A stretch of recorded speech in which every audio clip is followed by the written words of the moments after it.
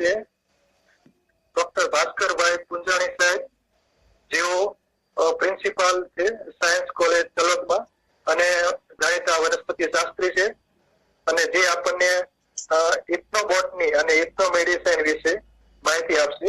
જનજાતિ વનસ્પતિ શાસ્ત્ર અને જનજાતિ ઔષધીય જ્ઞાન, એટલે કે ફોક મેડિસિન પણ કહી શકાય, એને ટ્રાઇબલ મેડિસિન પણ કહી શકાય.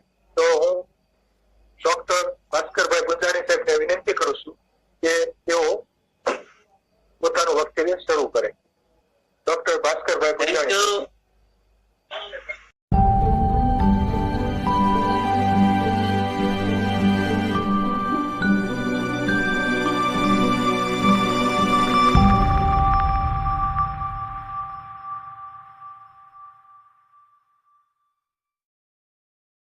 થેન્ક યુ મિતલિયા સાહેબ.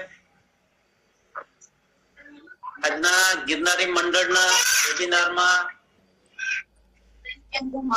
મિતલિયા પછી એની સાથે મંડળ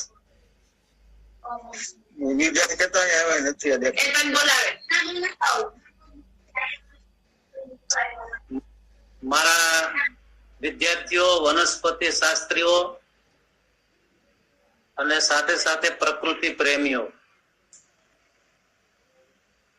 શરૂઆત મિતલિયા સાહેબના આભારથી કરવી પડશે, કારણ કે મિતલિયા સાહેબે મને આ તક આપી છે આપની સાથે જોડાવાની, અને ખાસ કરીને ઇથનોબોટની અને ઇથનોમેડિસિન એને કઈ રીતે એનો અભ્યાસ કરી શકાય, એની અંદર કેટલું બધું પોટેન્શિયલ છે, એના વિશેની મારા આ 20 થી 25 વર્ષના અભ્યાસ દરમિયાન મેં જે કઈ મેળવ્યું છે, સમજ્યો છું, એ આપની સમક્ષ હું રજૂ કરીશ. શરૂઆતનો જે પાઠ છે એ લોક વનસ્પતિ શાસ્ત્ર વિશેનો છે, ઇથનોબોટની વિશેનો છે, અને એની અંદર થોડું ડિસ્ક્રિપ્શન છે, સારા એવા પ્રમાણમાં ડિસ્ક્રિપ્શન છે એની અંદર સારા એવા પ્રમાણમાં. એનો થોડો ઇતિહાસ આપણે જોઈશું, એની કેટલીક વ્યાખ્યાઓ પણ છે, એના હેતુઓ કયા કયા છે, ક્યાંથી આ લોક વનસ્પતિ શાસ્ત્રનો અભ્યાસ કરી શકાય, એના સોર્સિસ કયા છે, એને માનવ જીવન સાથે એને કઈ રીતે ઇન્ટર રિલેશન એટલે આંતર સંબંધો છે, એની જુદી જુદી શાખાઓ કઈ છે, એ બધી બાબતોનો આપણે શરૂઆતમાં ચર્ચામાં લઈશું, અને ત્યાર પછી આપણે પરંપરાગત જ્ઞાન એને ઇથનોમેડિસિન ઉપર જઈશું. એની અંદર પણ બહુ ડિટેલમાં થોડી મેં વાત કરી છે, એટલે ડિસ્ક્રિપ્શન થોડું વધારે આવશે, એટલે છેક સુધી તમારો ઇન્ટરેસ્ટ જાળવી રાખજો. પણ છેલ્લે મેં કઈ આદિવાસી જે પ્રજા છે એની સાથે રહી અને જે કઈ કામ કર્યું છે એના કેટલાક મેં વિડીયોઝ મેં તૈયાર કરેલા છે, રેકોર્ડ કરેલા છે, એની અંદર આપણે જઈશું ને પછી આપણે ડિસ્કશન કરીશું. કારણ કે આ ઇથનોબોટની લોક વનસ્પતિ શાસ્ત્ર એ 1 કલાક કે 2 કલાકમાં પૂરો થાય એવો છે નહીં, પણ એને છતાં પણ આપણે પ્રયાસ કરીએ છીએ કે એને સારી રીતે આપ સમક્ષ હું મૂકું, રજૂ કરું. તો હવે આપણે શરૂ કરીએ છીએ આજનો ગિરનારી મંડળ ના વેબિનારની અંદર. આપણે લોક વનસ્પતિ શાસ્ત્ર અને લોક ઔષધ જે છે એની આપણે વાત કરીશું.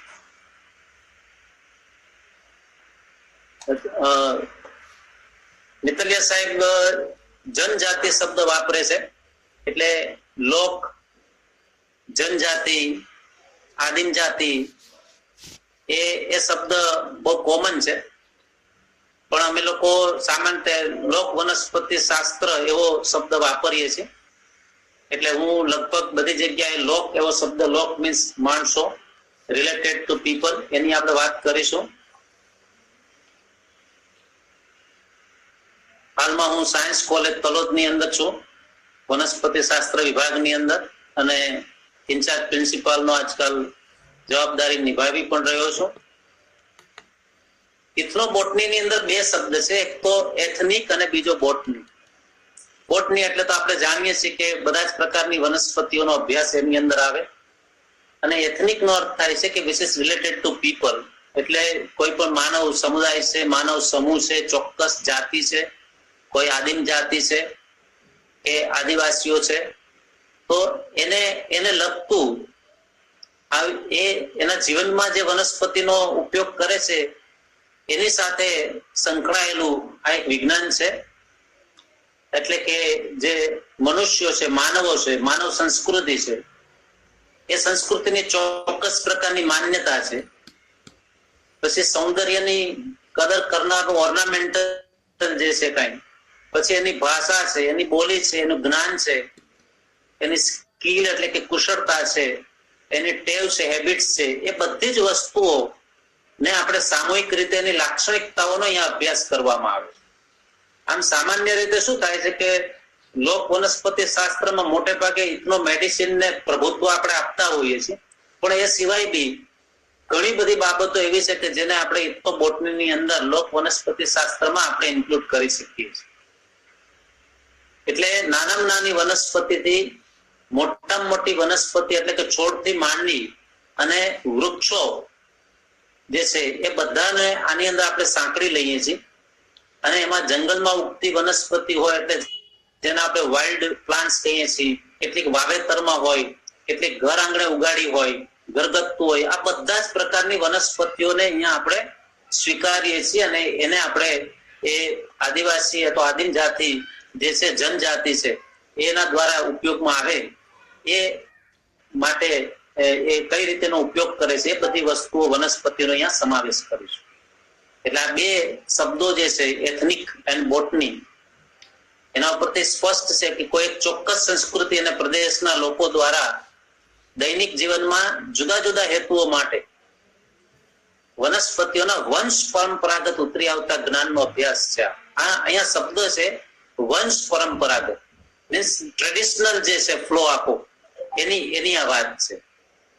આ શાખા જે છે એ આદિકાળથી માનવના અસ્તિત્વ ટકાવવા માટે વનસ્પતિના જે ઉપયોગો છે એના બધા જ પાસાઓને સાંકળેલું આ શાખા છે.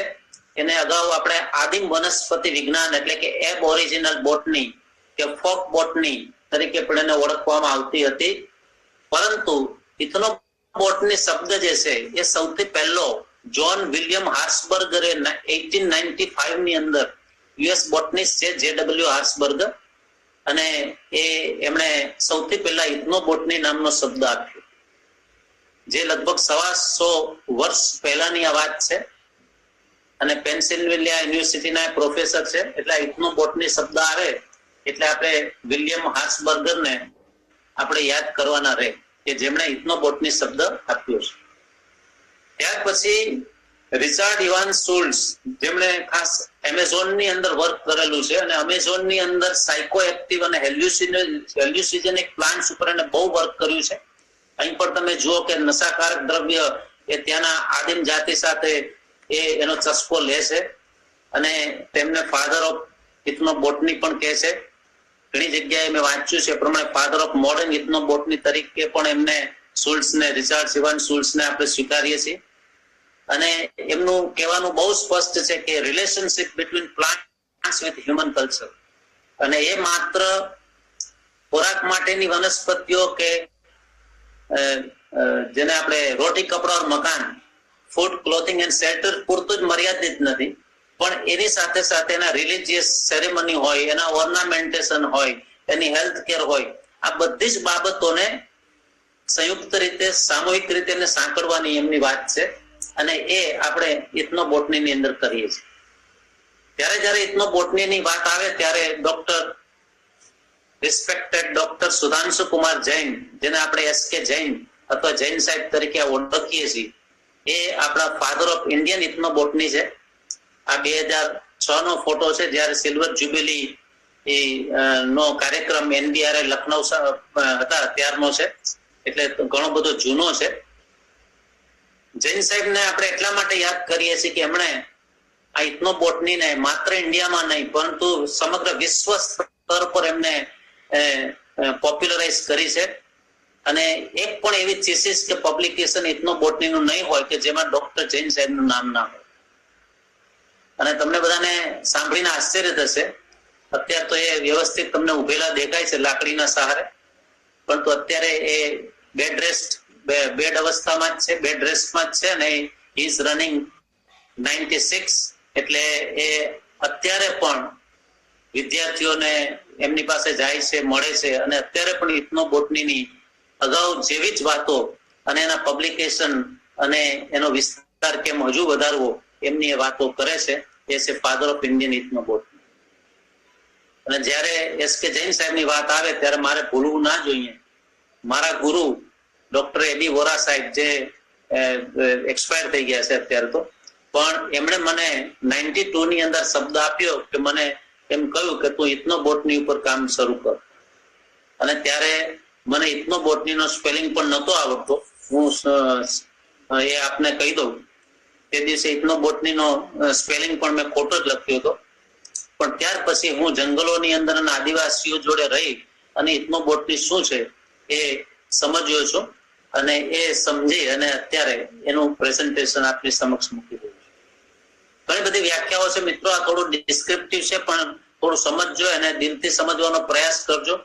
અને ખાસ કરીને વિદ્યાર્થીઓ જે છે એમના માટે તો આ સુવર્ણ તક છે કે એને નજીકથી સમજવાનું આવશે. એમની જે વ્યાખ્યાઓ છે એ વ્યાખ્યાઓની અંદર ખાસ કરીને જે એપ ઓરિજિન્સ છે, એટલે ત્યાંના સ્થાનિક લોકો, જે તે વિસ્તારના આદિમ જાતિઓ જેને કહીએ છીએ, એમના દ્વારા ઉપયોગમાં લેવાતી બધા જ સ્વરૂપની વનસ્પતિઓનો અભ્યાસ છે. અને એની અંદર વનસ્પતિ અને મનુષ્ય વચ્ચેનો જે સંપૂર્ણ, જે નેચરલ અને ડાયરેક્ટ જે ઇન્ટર રિલેશન જે છે, કુદરતી અને પ્રત્યક્ષ આંતર સંબંધ પ્રસ્થાપિત કરવાનો આપણો પ્રયાસ છે. પછી એમ કહે છે કે માત્ર ઉપયોગ જ નહીં, પરંતુ એ જે આદિમ જાતિ છે એ આદિમ જાતિના રીત રિવાજો કેવા છે, એની રૂઢિ પ્રથાઓ કેવા છે, એની કસ્ટમ્સ કેવી છે, એની રિલિજિયસ સેરેમની કેવી રીતે ચાલે છે, એ બધી જ વસ્તુઓ દ્વારા પ્રસ્થાપિત થયેલ પર્યાવરણની આ એક પરંપરાગત છાપ આપણા મનની અંદર આવવી જોઈએ.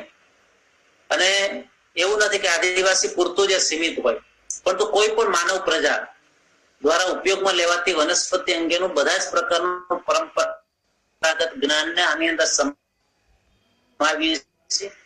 અને આપને બધાને કદાચ આશ્ચર્ય થશે, આ ઇથનોબોટનીનું સ્તર એટલે બધે પહોંચી ગયું છે કે હવે અર્બન ઇથનોબોટની હવે શરૂ થયું છે. કારણ કે માઇગ્રેશન કરીને લોકો જ્યારે અહીંયા આવે છે ત્યારે એમના પાસેનું એમનું વંશ પરંપરાગત જે કઈ એનું નોલેજ છે, એ નોલેજ એ અર્બનની અંદર, એટલે કે જ્યાં એ આવ્યા છે ત્યાં પણ એનો ઉપયોગ કરતા હોય, તો એને પણ અહીંયા આપણે સ્થાન આપીએ છીએ. મનુષ્યો અને વનસ્પતિઓ વચ્ચેનું સંપૂર્ણ કુદરતી અને પ્રત્યક્ષ આંતર સંબંધની આ વાત હતી. સ્થાનિક લોકોની તેઓના આસપાસના પર્યાવરણના વનસ્પતિ ઘટકો સાથેની આંતર પ્રક્રિયાનો અભ્યાસ છે.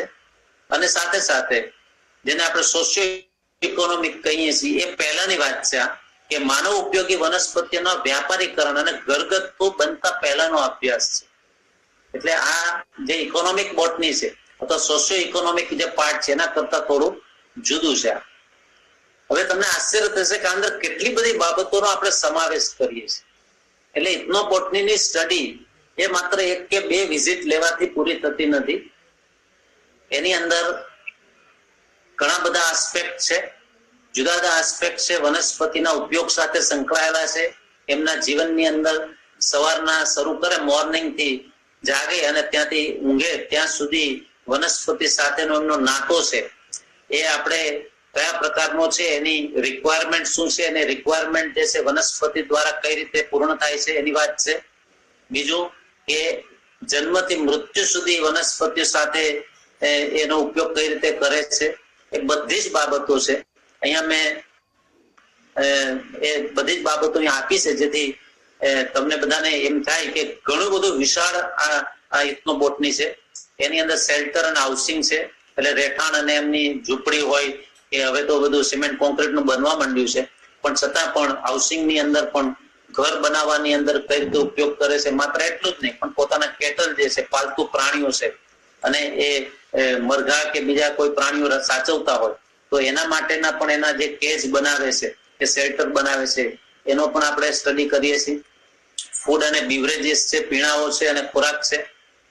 પછી વનસ્પતિમાંથી ફર્નિચર બનાવે, રમકડા બનાવે, ઝાડુ તરીકે ઉપયોગ કરે, અને ઘરગથ્થુ જે કાંઈ સાધનો એમાંથી બનાવતા હોય, ચમચો બનાવે કે પછી લોટ બાંધવા માટેનું જે હોય એ બનાવે.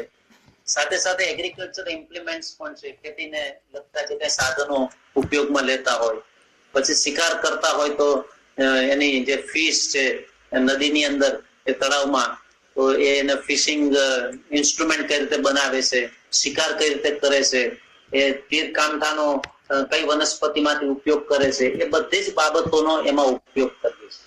એનો આપણે મદદ લઈએ છીએ કે ભાઈ કઈ કઈ બાબતોની અંદર એ ઉપયોગ કરે છે. સાથે સાથે મ્યુઝિકલ ઇન્સ્ટ્રુમેન્ટ પણ છે કે મ્યુઝિકના સાધનો પણ બનાવવામાં વનસ્પતિનો ઉપયોગ કરે છે.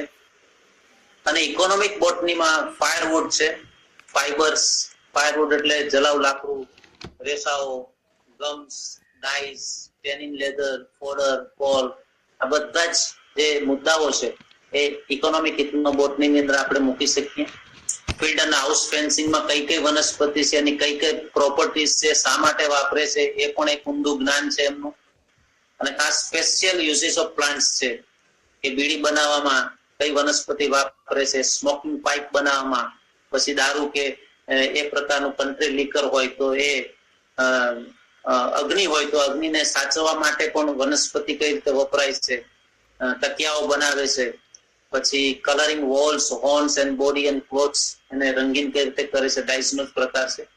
પછી protection of clothes and storage of grains, એની જે કોઠીઓ બનાવે છે એ પણ બહુ સાયન્ટિફિકલી બનાવે છે જેથી જીવાત ના પડે. Feeding liquid to the cattle.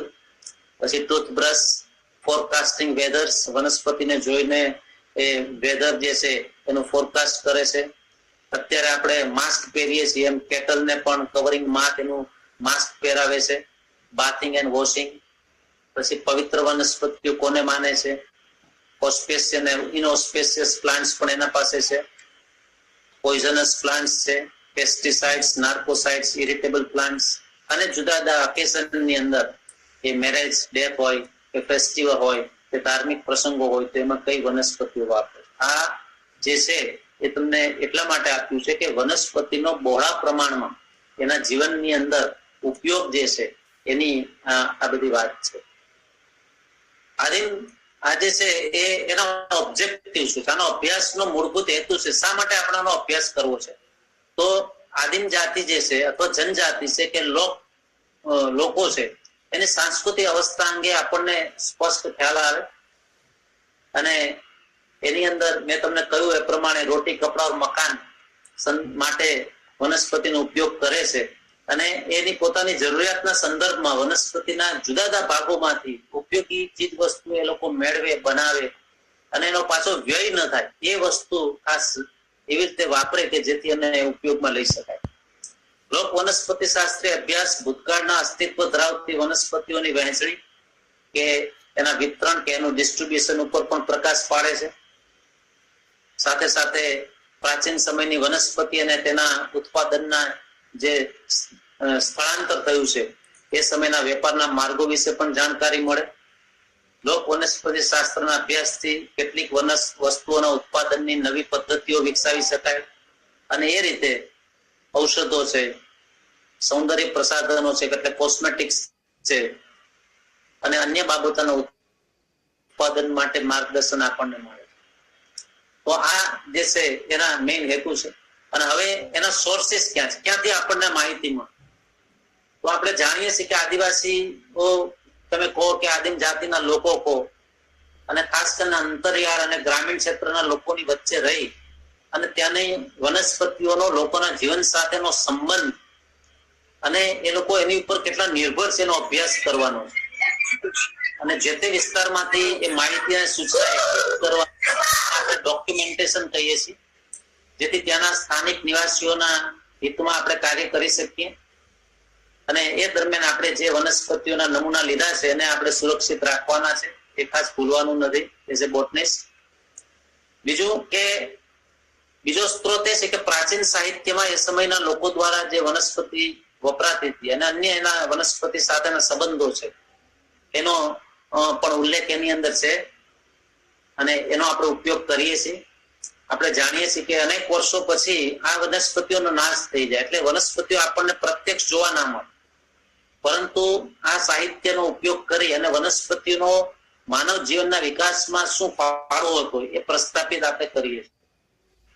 એનું બેસ્ટ ઉદાહરણ જો તમને આપું તો અત્યારે જેને સોમ અથવા સોમરસ જે છોડની આપણે વાત કરીએ છીએ એ અત્યારે એટલું બધું વિવાદાસ્પદ છે કે આપણે ખબર જ નથી પડતી કે આ સોમ વનસ્પતિ કઈ છે. ઘણા બધા આને અમુકને સોમ કહે છે, બીજી વનસ્પતિને સોમ કહે છે, પણ સોર્સિસ જે છે એવું કહે છે કે હકીકતમાં જે સોમ વનસ્પતિ છે જેમાંથી સોમ રસ કાઢ્યો છે, આ બધા સાયકો એક્ટિવ કે હેલ્યુસિજોનિક પ્લાન્ટ્સ જ છે, ભ્રામકતા પેદા કરતા ને નશાકારક વનસ્પતિઓની આ વાત છે. તો એની અંદર હકીકતમાં જેને ગણ્યું છે એવી વનસ્પતિ એ મશરૂમ છે, એનું નામ છે અમાનિકા મસ્કેરિયા. પણ આપણે ત્યાં સોમ તરીકે જેને વાપરીએ છીએ એમાં આપણે ભાંગ છે, સિરોપેજિયા છે, ઇલ્યુસિન છે, ઇફેટ્રા છે, સેકેરમ છે, સાર્કોસ્ટેમા છે, સોર્ગમની કેટલીક જાતિ છે, પછી જેમાંથી વ્હાઇટિસ વિનિફેરા અને એવી વનસ્પતિઓમાંથી આપણે એમાંથી પણ રસ કાઢીએ છીએ જેને આપણે સોમરસ તરીકે ગણતા હોઈએ એવું પણ બને. તો આ બધી વનસ્પતિઓ જે ભૂતકાળમાં હતી એ પ્રાચીન સાહિત્યમાંથી આપણને મળી છે. તો એ પ્રાચીન સાહિત્ય ની મદદથી આપણે કરી શકીએ. બીજું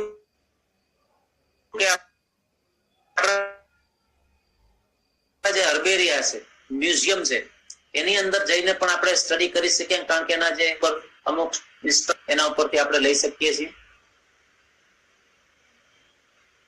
અને સાથે સાથે પુરાતત્વ જે છે એ પુરાતત્વના નમૂનાઓ કે સ્મારકો હોય, એની મૂર્તિઓ, એની આકૃતિઓ, અશ્મિઓ, શિલ્પ, એની અંદરથી પણ પ્રાચીન સમયની વનસ્પતિઓના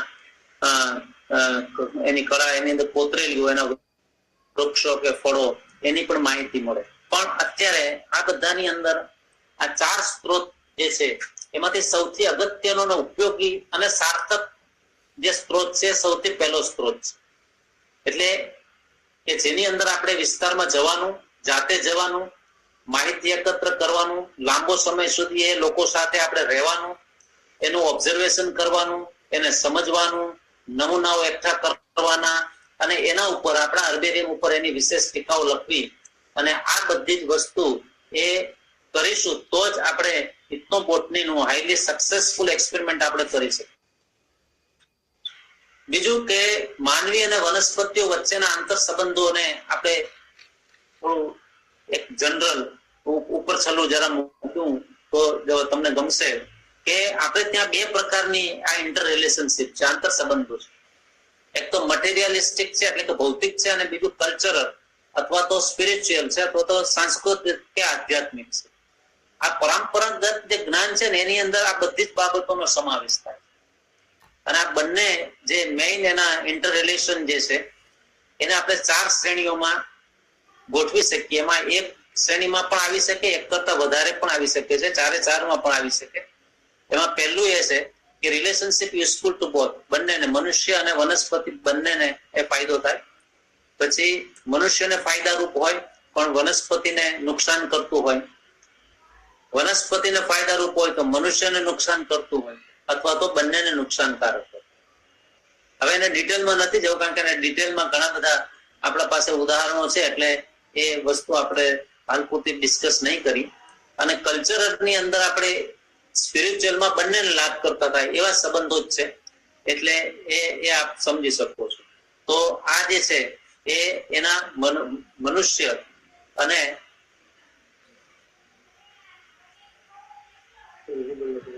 એના ઇન્ટર રિલેશન આંતર સંબંધોને આપણે વર્ણવી શકીએ છીએ, એમાં નથી જતા આપણે. સાથે સાથે એને ઇન્ટરડિસિપ્લિનરી એપ્રોચ પણ છે, આંતર જ્ઞાન શાખીય વિજ્ઞાન નો એનો અનુભવ છે, અભિગમ છે.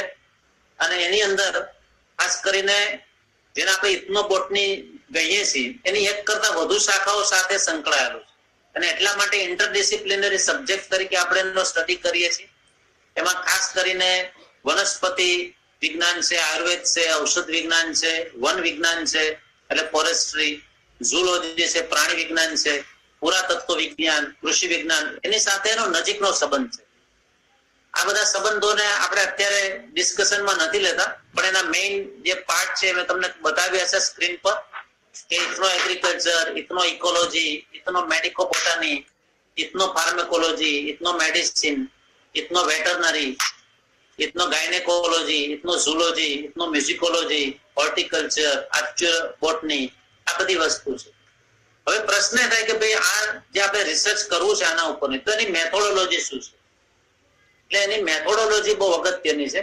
જેને આ ફિલ્ડની અંદર કામ કરવાનું છે એનું આપણે શરૂઆત તો કરી કે ભાઈ તમારે ત્યાં રૂબરૂ જવું પડશે, એ લોકો સાથે રહેવું પડશે, એમના થઈને રહેવું પડશે, એમને એવું ન લાગવું કે આ બહારનો માણસ છે, અને એ રીતે તમે એની સાથે રહીને કામ કરશો ને તો તમને બધી જ વસ્તુઓ સરળતાથી પ્રાપ્ત થશે. એટલે સંશોધન પદ્ધતિનો આધાર, સંશોધનનો હેતુ શું છે, અને ખાસ કરીને એનું ફાઇનલ એન્ડ પ્રોડક્ટ આપણે કઈ મેળવવી છે એના ઉપર. દાખલા તરીકે આપણે જઈએ કે ભાઈ મારે માત્ર આ લોકો સંગીતના સાધનો જે બનાવે છે એમાં જ મને રસ છે, તો આપણો એન્ડ પ્રોડક્ટ નક્કી થઈ ગયું કે ભાઈ મારે આટલું જ કરવું છે. પછી એ દવામાં વાપરતા હોય તેમાં આપણને રસ નથી, માત્ર મ્યુઝિકલ ઇન્સ્ટ્રુમેન્ટમાં રસ છે, તેમાં ડિટેલમાં આપણે એની એક એક બાબતોનો આપણે અભ્યાસ કરવો પડે.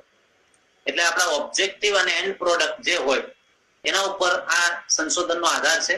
એને આપણે બે ભાગમાં વહેંચીશું. એક તો આપણે ફિલ્ડ વર્ક કરીશું, અને બીજું આપણે લિટરરી એટલે કે સાહિત્યિક આપણે એ કામ કરીશું.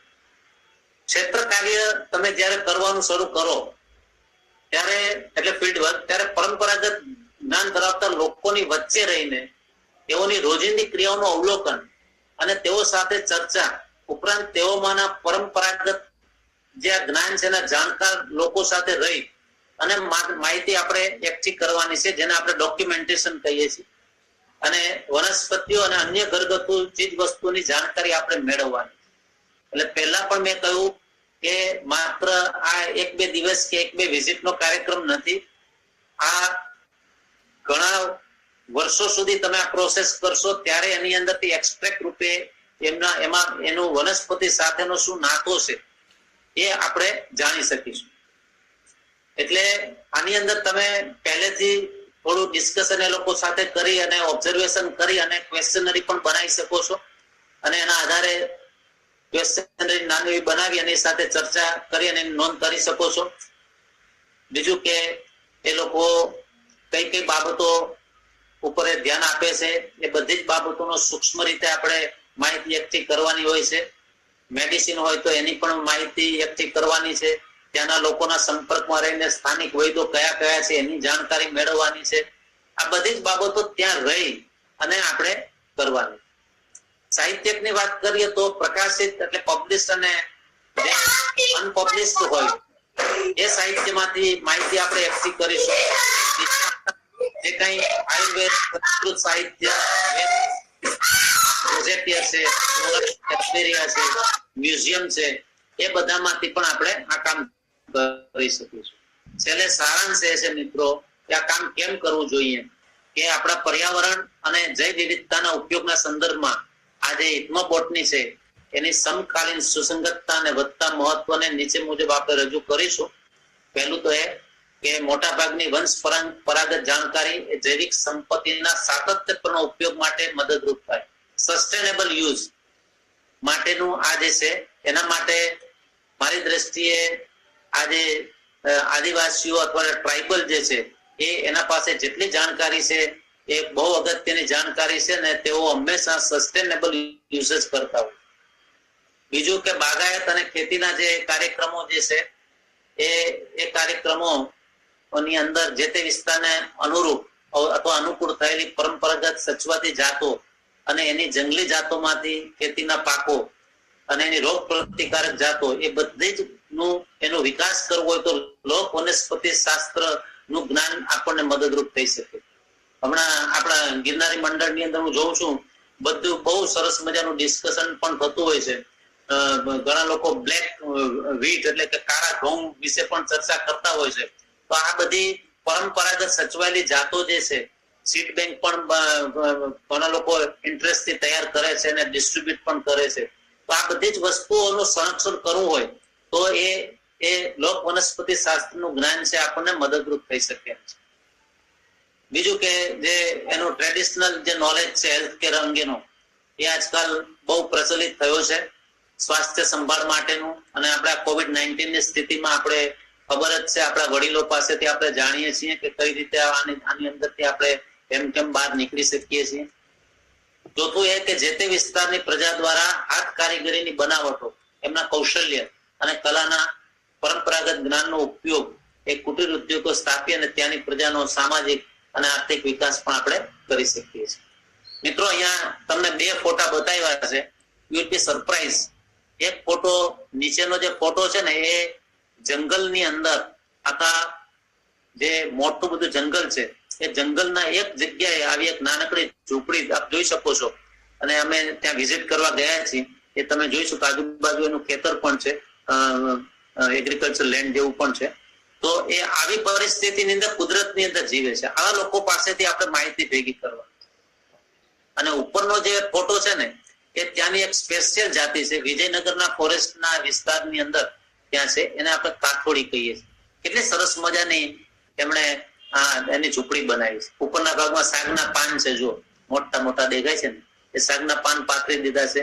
સાઈડની અંદર બધી વાંસની પટ્ટીઓ ને એની મદદથી એમને બારણું અને એમનું જે કઈ ભીતો છે એ બધી સરસ રીતે બનાવી છે.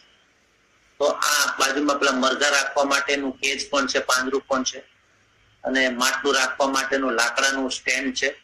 આ બધી જ બાબતો એ ઇથનો બોટનીનો એ ભાગ છે. હવે આપણે જઈએ છીએ, ઇથનો બોટનીની વાત પૂરી થઈ ગઈ મિત્રો. અને હવે આપણે ઔષધીય વનસ્પતિના જ્ઞાન અંગેની વાત કરીશું, traditional knowledge on medicinal plants, જેને આપણે ઇથનો બોટની અથવા લોક ઔષધિઓની વાત કરીશું. પેલું તો એ કે આ જે ટ્રેડિશનલ નોલેજ જેને આપણે કહીએ છીએ, જેને આપણે TM તરીકે પણ ઓળખીએ છીએ, આ ટ્રેડિશનલ નોલેજ જે છે, પરંપરાગત જ્ઞાન છે, ઔષધ છે, તો એની અંદર એટલી જ વસ્તુ છે કે કોઈ પણ માનવ સમુદાય હોય કે માનવ વસાહત હોય, જેને જનજાતિ કો કે આદિવાસી કો, તો આવી ચોક્કસ જ્ઞાતિના કેટલાક રીત રિવાજો છે, કેટલીક એમની માન્યતાઓ છે, બિલીફ છે, આવડત છે, એની કલા છે. આ જ્ઞાન પેઢી દર પેઢી ઉતરી આવે, એટલે કે એક પેઢી એના પછીની પેઢીને આ જ્ઞાન કે વારસો આપે, ત્યારે એ જ્ઞાન છે પરંપરાગત જ્ઞાન કહેવાય. અહીંયા આપણે પરંપરાગત જ્ઞાનની અંદર આપણે જાણીએ છીએ કે કુંભાર છે તો એ આપણને ખ્યાલ છે કે માટલા ઘડે છે, તો બાળકોને એનો ચાકડો કેમ ચલાવવાનું, માટીમાંથી જુદી જુદી વસ્તુઓ કેમ ઘડવાની, નિંબાળાની ગોઠવણી કેમ કરવાની, આ બધું એ શીખીએ છીએ. અને દરેકે દરેક આવા વ્યવસાય સાથે સંકળાયેલા સુતાર હોય, ખેડૂત હોય, મદારી હોય કે અન્ય લોકો હોય, પોતાની કળા અને ધંધાની આવડત કુટુંબના અન્ય લોકોને હસ્તગત કરાવે છે. ટૂંકમાં પરંપરાગત જ્ઞાન તમારે મેળવવું હોય તો શાળાએ જવાની જરૂર નથી, કોલેજ કે યુનિવર્સિટીમાં જવાની જરૂર નથી. આપણા વડીલો પાસેથી આપણને જ્ઞાન મળશે.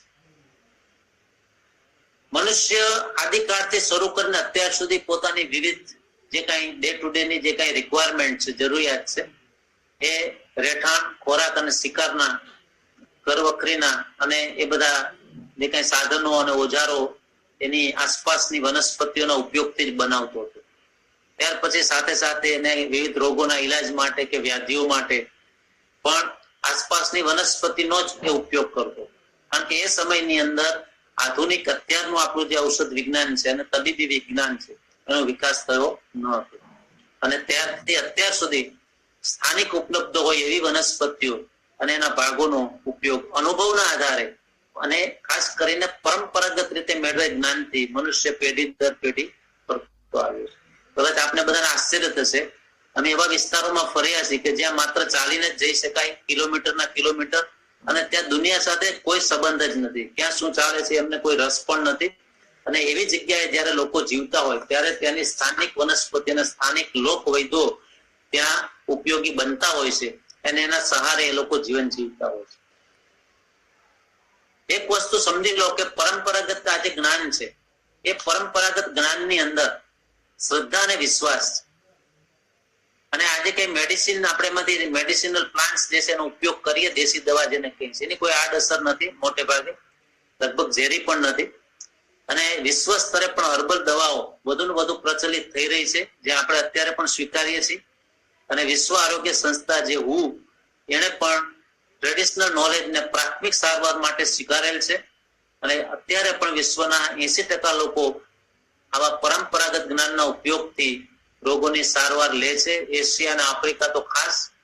અને તેનું કારણ એ છે કે એક રોગને મટાડીએ ત્યારે બીજી ખરાબીઓ પણ દૂર થતી હોય છે અને નવી ખરાબી આવતી નથી.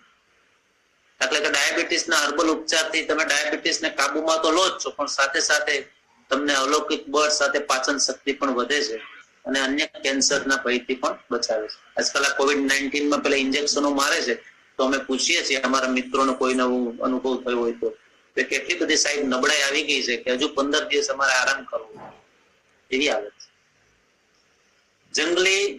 જંગલો, નદીઓ, ઝરણાઓ અને જે કઈ પ્રકૃતિના વિવિધ રૂપો છે એની અંદર અગત્યનું એ છે કે તમે નિરામય અને સંતોષી જીવન જીવો. દરેકની ઈચ્છા છે કે અમે નિરામય અને સંતોષી જીવન જીવીએ. દરેકને આવી ઈચ્છા હોય અને ભૌતિક સુખ કરતા શરીરનું સુખ અગ્રેસર છે. અત્યારે આપણે તો બરોબરનું આપણે સમજી ગયા છીએ. પહેલું સુખ તે જાતે નર્યા અને એ રીતે શરીરે સુખી તો સુખી સર્વ વાતે અને શરીરે દુખી તો દુખી છે સદા. હેલ્થ ઇઝ વેલ્થ છે. એ હેલ્થ ઇઝ વેલ્થ એટલે આપણી હેલ્થ સુધારવા માટે હવે આપણે લોક ઔષધીય વનસ્પતિ શાસ્ત્ર ઇથનો મેડિકો બોટનીની આપણે ચર્ચા શરૂ કરીશું. ફરીથી એક વખત બધાને ઇન્ટરપ્ટ કરું. સ્ક્રીન બરોબર દેખાય છે? Hello, okay. હવે આપણે મૂળ પ્રવાહમાં જઈ રહ્યા છીએ. અત્યાર સુધી તમને થોડું સાંભળવા તકલીફ પડી હશે, પણ હવે you will enjoy, no problem. વિશ્વની આ પ્રાચીનતમ સંસ્કૃતિ છે મિત્રો. ટ્રેડિશનલ મેડિસિન છે ને એના બે ભાગ છે. કોડિફાઈડ છે. કોડિફાઈડ મીન્સ કે જેને તમે સાહિત્યની અંદર છે અત્યારે, અને બીજી એક છે ને એવી નોન કોડિફાઈડ જેનું ક્યાંય લખાણ નથી, જે માત્ર ઓરલી જ ચાલે છે. અને એ જે કોડિફાઈડ છે, જે લખેલું છે, એ સિસ્ટમ ઇન્ડિયન સિસ્ટમ મેડિસિનમાં આયુર્વેદ ગણો, યુનાની ગણો, સિદ્ધા છે, આ બધી ઘણી બધી એ કોડિફાઈડ સિસ્ટમ ઓફ ટ્રેડિશનલ નોલેજ છે, મેડિસિન છે. પણ આપણે એવી વાત કરવાના છે આજે કે જે નોન કોડિફાઈડ છે, જેનું ક્યાંય લખાણ નથી, જે વંશ પરંપરાગત રીતે એક વ્યક્તિમાંથી બીજી વ્યક્તિની અંદર, વડીલોમાંથી એના પછીની પેઢીની અંદર એ સચવાયેલું છે. જેને તમે ટ્રાઇબલ મેડિસિન કહો, ફોક મેડિસિન કહો, ઇથનો મેડિસિન કહો, જે તમારે કેવું એ તમે કહી શકો છો. અને એની મદદથી, ખાસ સાંભળજો, એની મદદથી એ પ્રાથમિક સારવાર અત્યારે લોકો કરી રહ્યા છે, હાલમાં પણ કરી રહ્યા છે. એવું નથી કે બધું બંધ થઈ ગયું છે, અને અત્યારે પણ આ રીતે આ જ્ઞાન અત્યારે જીવંત છે. કારણ કે એના જે લોક વૈદ્યો છે એ પણ અત્યારે અસ્તિત્વ ધરાવે છે. ભલે એની સંખ્યા ઓછી હશે, પણ છે ખરા. માનવીય લાગણીઓ સાથે સંકળાયેલી આ આરોગ્ય સેવા કે જ્યાં કોઈ વેચાણ કે ધંધો નથી, આ નિસ્વાર્થ સેવા છે. બહુજન હિતાય બહુજન સુખાય એવું આ નક્કર અને ચોક્કસ દિશામાં કામ ચાલી રહ્યું છે. અને આપણે જાણીએ છીએ કે જે જગ્યાએ આપણે જીવતા હોય, જે દેશમાં જીવતા હોય, ત્યાંની જ વનસ્પતિઓ અને ત્યાંના જ ઔષધ આપણે ઉપયોગમાં લઈએ. એ અહીંયા સ્વદેશી ઔષધની મહત્તા આ શ્લોકમાં છે. યસ્ય દેશસ્ય યો જંતુ તજ્જાત તસ્યો સદમ હિતમ. અને દરેક દર્દના માટે વધારે અનુકૂળ અને ગુણકારી ઔષધ તો એ જ છે કે દર્દી જે દેશમાં જન્મ્યું હોય તે દેશમાં તે ઔષધ ઉત્પન્ન થયેલું. એટલે સ્વદેશી ટ્રેડિશનલ જે છે એ ઔષધની મહત્વ આપણે અત્યારે સમજી ગયા છે. હવે આ લોક ઔષધીય વનસ્પતિ વિજ્ઞાન છે શું? તો કે જંગલની જે જડીબુટ્ટીઓનું પરંપરાગત જ્ઞાન અને એનો વિવિધ રોગોના ઉપચારમાં ઉપયોગનો અભ્યાસ એટલે લોક ઔષધીય વનસ્પતિ વિજ્ઞાન. અને આવી વનૌષધિઓ જે છે એને આપણે ઇથનો મેડિસિન્સ અથવા લોક ઔષધો કહીશું. અને આ જે આપનાર જે વ્યક્તિઓ છે, જે ઇન્ફોર્મન્ટ્સ છે, એ વ્યક્તિઓને આપણે લોક વૈદ્યો અથવા ટ્રાઇબલ હીલર્સ કે મેડિસિન મેન તરીકે આપણે એને ઓળખીશું. લોક ઔષધીય વનસ્પતિ વિજ્ઞાન એ લોક વનસ્પતિ શાસ્ત્રનો આંતર શાખાકીય અભિગમ છે, ઇન્ટરડિસિપ્લિનરી એપ્રોચ છે, જે કુદરતના ભરોસે જીવતા અને ખાસ કરીને અંતરિયાળ ઇન્ટિરિયર જે છે, મેં જોયેલું છે એટલે તમને કહું છું, અંતરિયાળ વિસ્તારના કોઈ પણ માનવ સમાજ કે સમુદાય કે માનવ વસાહત દ્વારા ઔષધીય હેતુ માટે વપરાતી વનસ્પતિઓના અભ્યાસ સાથે સંકળાયેલી આ જે ઇન્ટરડિસિપ્લિનરી બ્રાન્ચ છે એને આપણે ઇથનો મેડિકો બોટની કહીશું. અહીંયા એને આપણે 3 પર્સપેક્ટિવ એટલે 3 મુખ્ય પરિપ્રેક્ષ્યમાં અભ્યાસ કરીએ છીએ. એક તો સાંકેતિક છે, સિમ્બોલિક પર્સપેક્ટિવ છે. બીજું એનો ઔષધ નિર્માણ કે દ્રવ્ય ગુણ પરિપ્રેક્ષ્ય છે એટલે ફાર્માકોલોજીકલ પર્સપેક્ટિવ છે. ત્રીજું એનો સોશિયો ઇકોનોમિક પરિપ્રેક્ષ્ય છે એટલે એ 3 પરિપ્રેક્ષ્યની અંદર આપણે એનો અભ્યાસ કરીશું. પણ મોટે ભાગે આપણે સાંકેતિકમાં જ જઈએ છીએ અત્યારે હાલ પૂરતા, એટલે બાકીના 2 નું પછી ડિસ્કશન પણ કરીશું. પણ પહેલા જોઈ લઈએ શું છે સાંકેતિક પરિપ્રેક્ષ્યનો અર્થ એ થાય છે કે કોઈ પણ સમાજ, કોઈ પણ લોક એની ચોક્કસ સામાજિક કે સાંસ્કૃતિક વ્યવસ્થા હોય છે, એની ચોક્કસ માન્યતા છે અને એ માન્યતાના આધારે વનસ્પતિઓને જુએ છે અને એનો આરોગ્યના ઉપચાર માટેની એની પ્રથા કે ટેવો કે એના વ્યવહારમાં એનો સમાવેશ થાય. મોટે ભાગે આ કામ ઇથનોબોટનિસ્ટ કરે છે, એન્થ્રોપોલોજીસ્ટ કરે છે અને સોશિયોલોજીસ્ટ કરે છે. એટલે લોક વનસ્પતિ શાસ્ત્રીઓ, માનવ નૃવંશ શાસ્ત્રીઓ અને સમાજશાસ્ત્રીઓ દ્વારા એનો અભ્યાસ આ સાંકેતિક જે પરિપ્રેક્ષ્ય છે એના સંદર્ભમાં થતો હોય. ત્યાર પછીની વાત એ છે કે ઔષધ નિર્માણ, જેને ફાર્માકોલોજીકલ પર્સપેક્ટિવ કહે. અહીંયા કોઈ ઇન્ફોર્મન્ટ્સ કે મેડિસિન મેન આપણને બતાવી દે એટલે એને એક ક્લેમ કર્યો કે આ વનસ્પતિ આ રીતે આમ લેશો તો આ રોગ આટલા દિવસમાં આ રીતે મટી જશે, જેને આપણે ક્લેમ્સ કહીશું, દાવા કહીશું. તો દાવાની અંદર રોગ મટાડવા માટે જે દાવો છે જે મેડિસિન મેન નો, એ મુજબ એની સંભવિત અસરકારકતાની કસોટી કે પરીક્ષણ એ આપણે વિસ્તૃત રીતે કરવું પડે. હવે એ કોણ કરે તો કે એના માટે ઇથનોબોટનિસ્ટ જે હોય એ ટ્રેન્ડ હોવો જોઈએ, પ્રશિક્ષિત કે તાલીમ લીધેલા હોવા જોઈએ, એ જ કરી શકે. પણ એને પણ સહકાર લેવો પડે છે. કોનો? તો કે ફાઇટોકેમિસ્ટ નો અને ફાર્માકોલોજીસ્ટ ને સાથે રાખીને આ કામ કરી શકે. એટલે આ બધી વસ્તુ એવી છે કે હવે કોઈ એકલો બોટનિસ્ટ હોય તો આ કામ નહીં કરી શકે. એ ભલે સર્વે કરી શકશે, ડોક્યુમેન્ટેશન કરી શકશે સારી રીતે, પણ ત્યાર પછી તમારે એમાંથી પૂરીનું કામ કરવું હશે તો તમારે ફાઇટોકેમિસ્ટ છે, બાયોકેમિસ્ટ છે, ફાર્માકોલોજીસ્ટ છે, એને સાથે રાખીને જ કામ કરવું પડશે. અને જે છે વ્યક્તિઓ એ ફાઇટોકેમિકલ અને ફાર્માકોડાયનેમિક્સ નો અભ્યાસ કરી અને ન્યૂ ડ્રગ ડિસ્કવરી અંગેનું સંશોધન કરશે. અહીંયા આપ જોઈ શકો છો કે અહીંયા 50 વનસ્પતિઓ છે, એમાંથી 2-4 જ મૂકી છે. એ 50 ડ્રગ્સ ઔષધિઓ શોધી છે અને એની શોધખોળ માટે જવાબદાર આ ઇથનોબોટનિકલ લીડ્સ છે.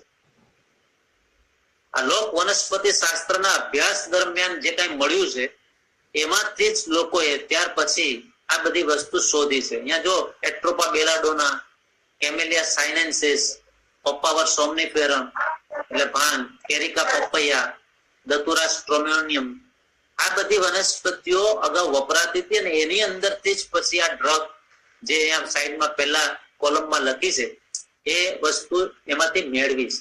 એટલે આપ સમજી શકો છો બધા કે આ ઇથનો મેડિસિન જે છે એનું કેટલું બધું મહત્વ છે, ઇથનો બોટનીનું મહત્વ કેટલું છે. હવે આપણે ન્યૂ ડ્રગ ડિસ્કવરી કરવી હશે તો આ કામ છે આપણે વહેલાસર શરૂ કરી અને છેક એને અંતિમ અવસ્થા સુધી, એટલે કે ન્યૂ ડ્રગ ડિસ્કવરી ના થાય ત્યાં સુધી આપણે કામ ચાલુ રાખવું પડે. બીજો એનો આર્થિક સામાજિક પરિપ્રેક્ષ્ય છે.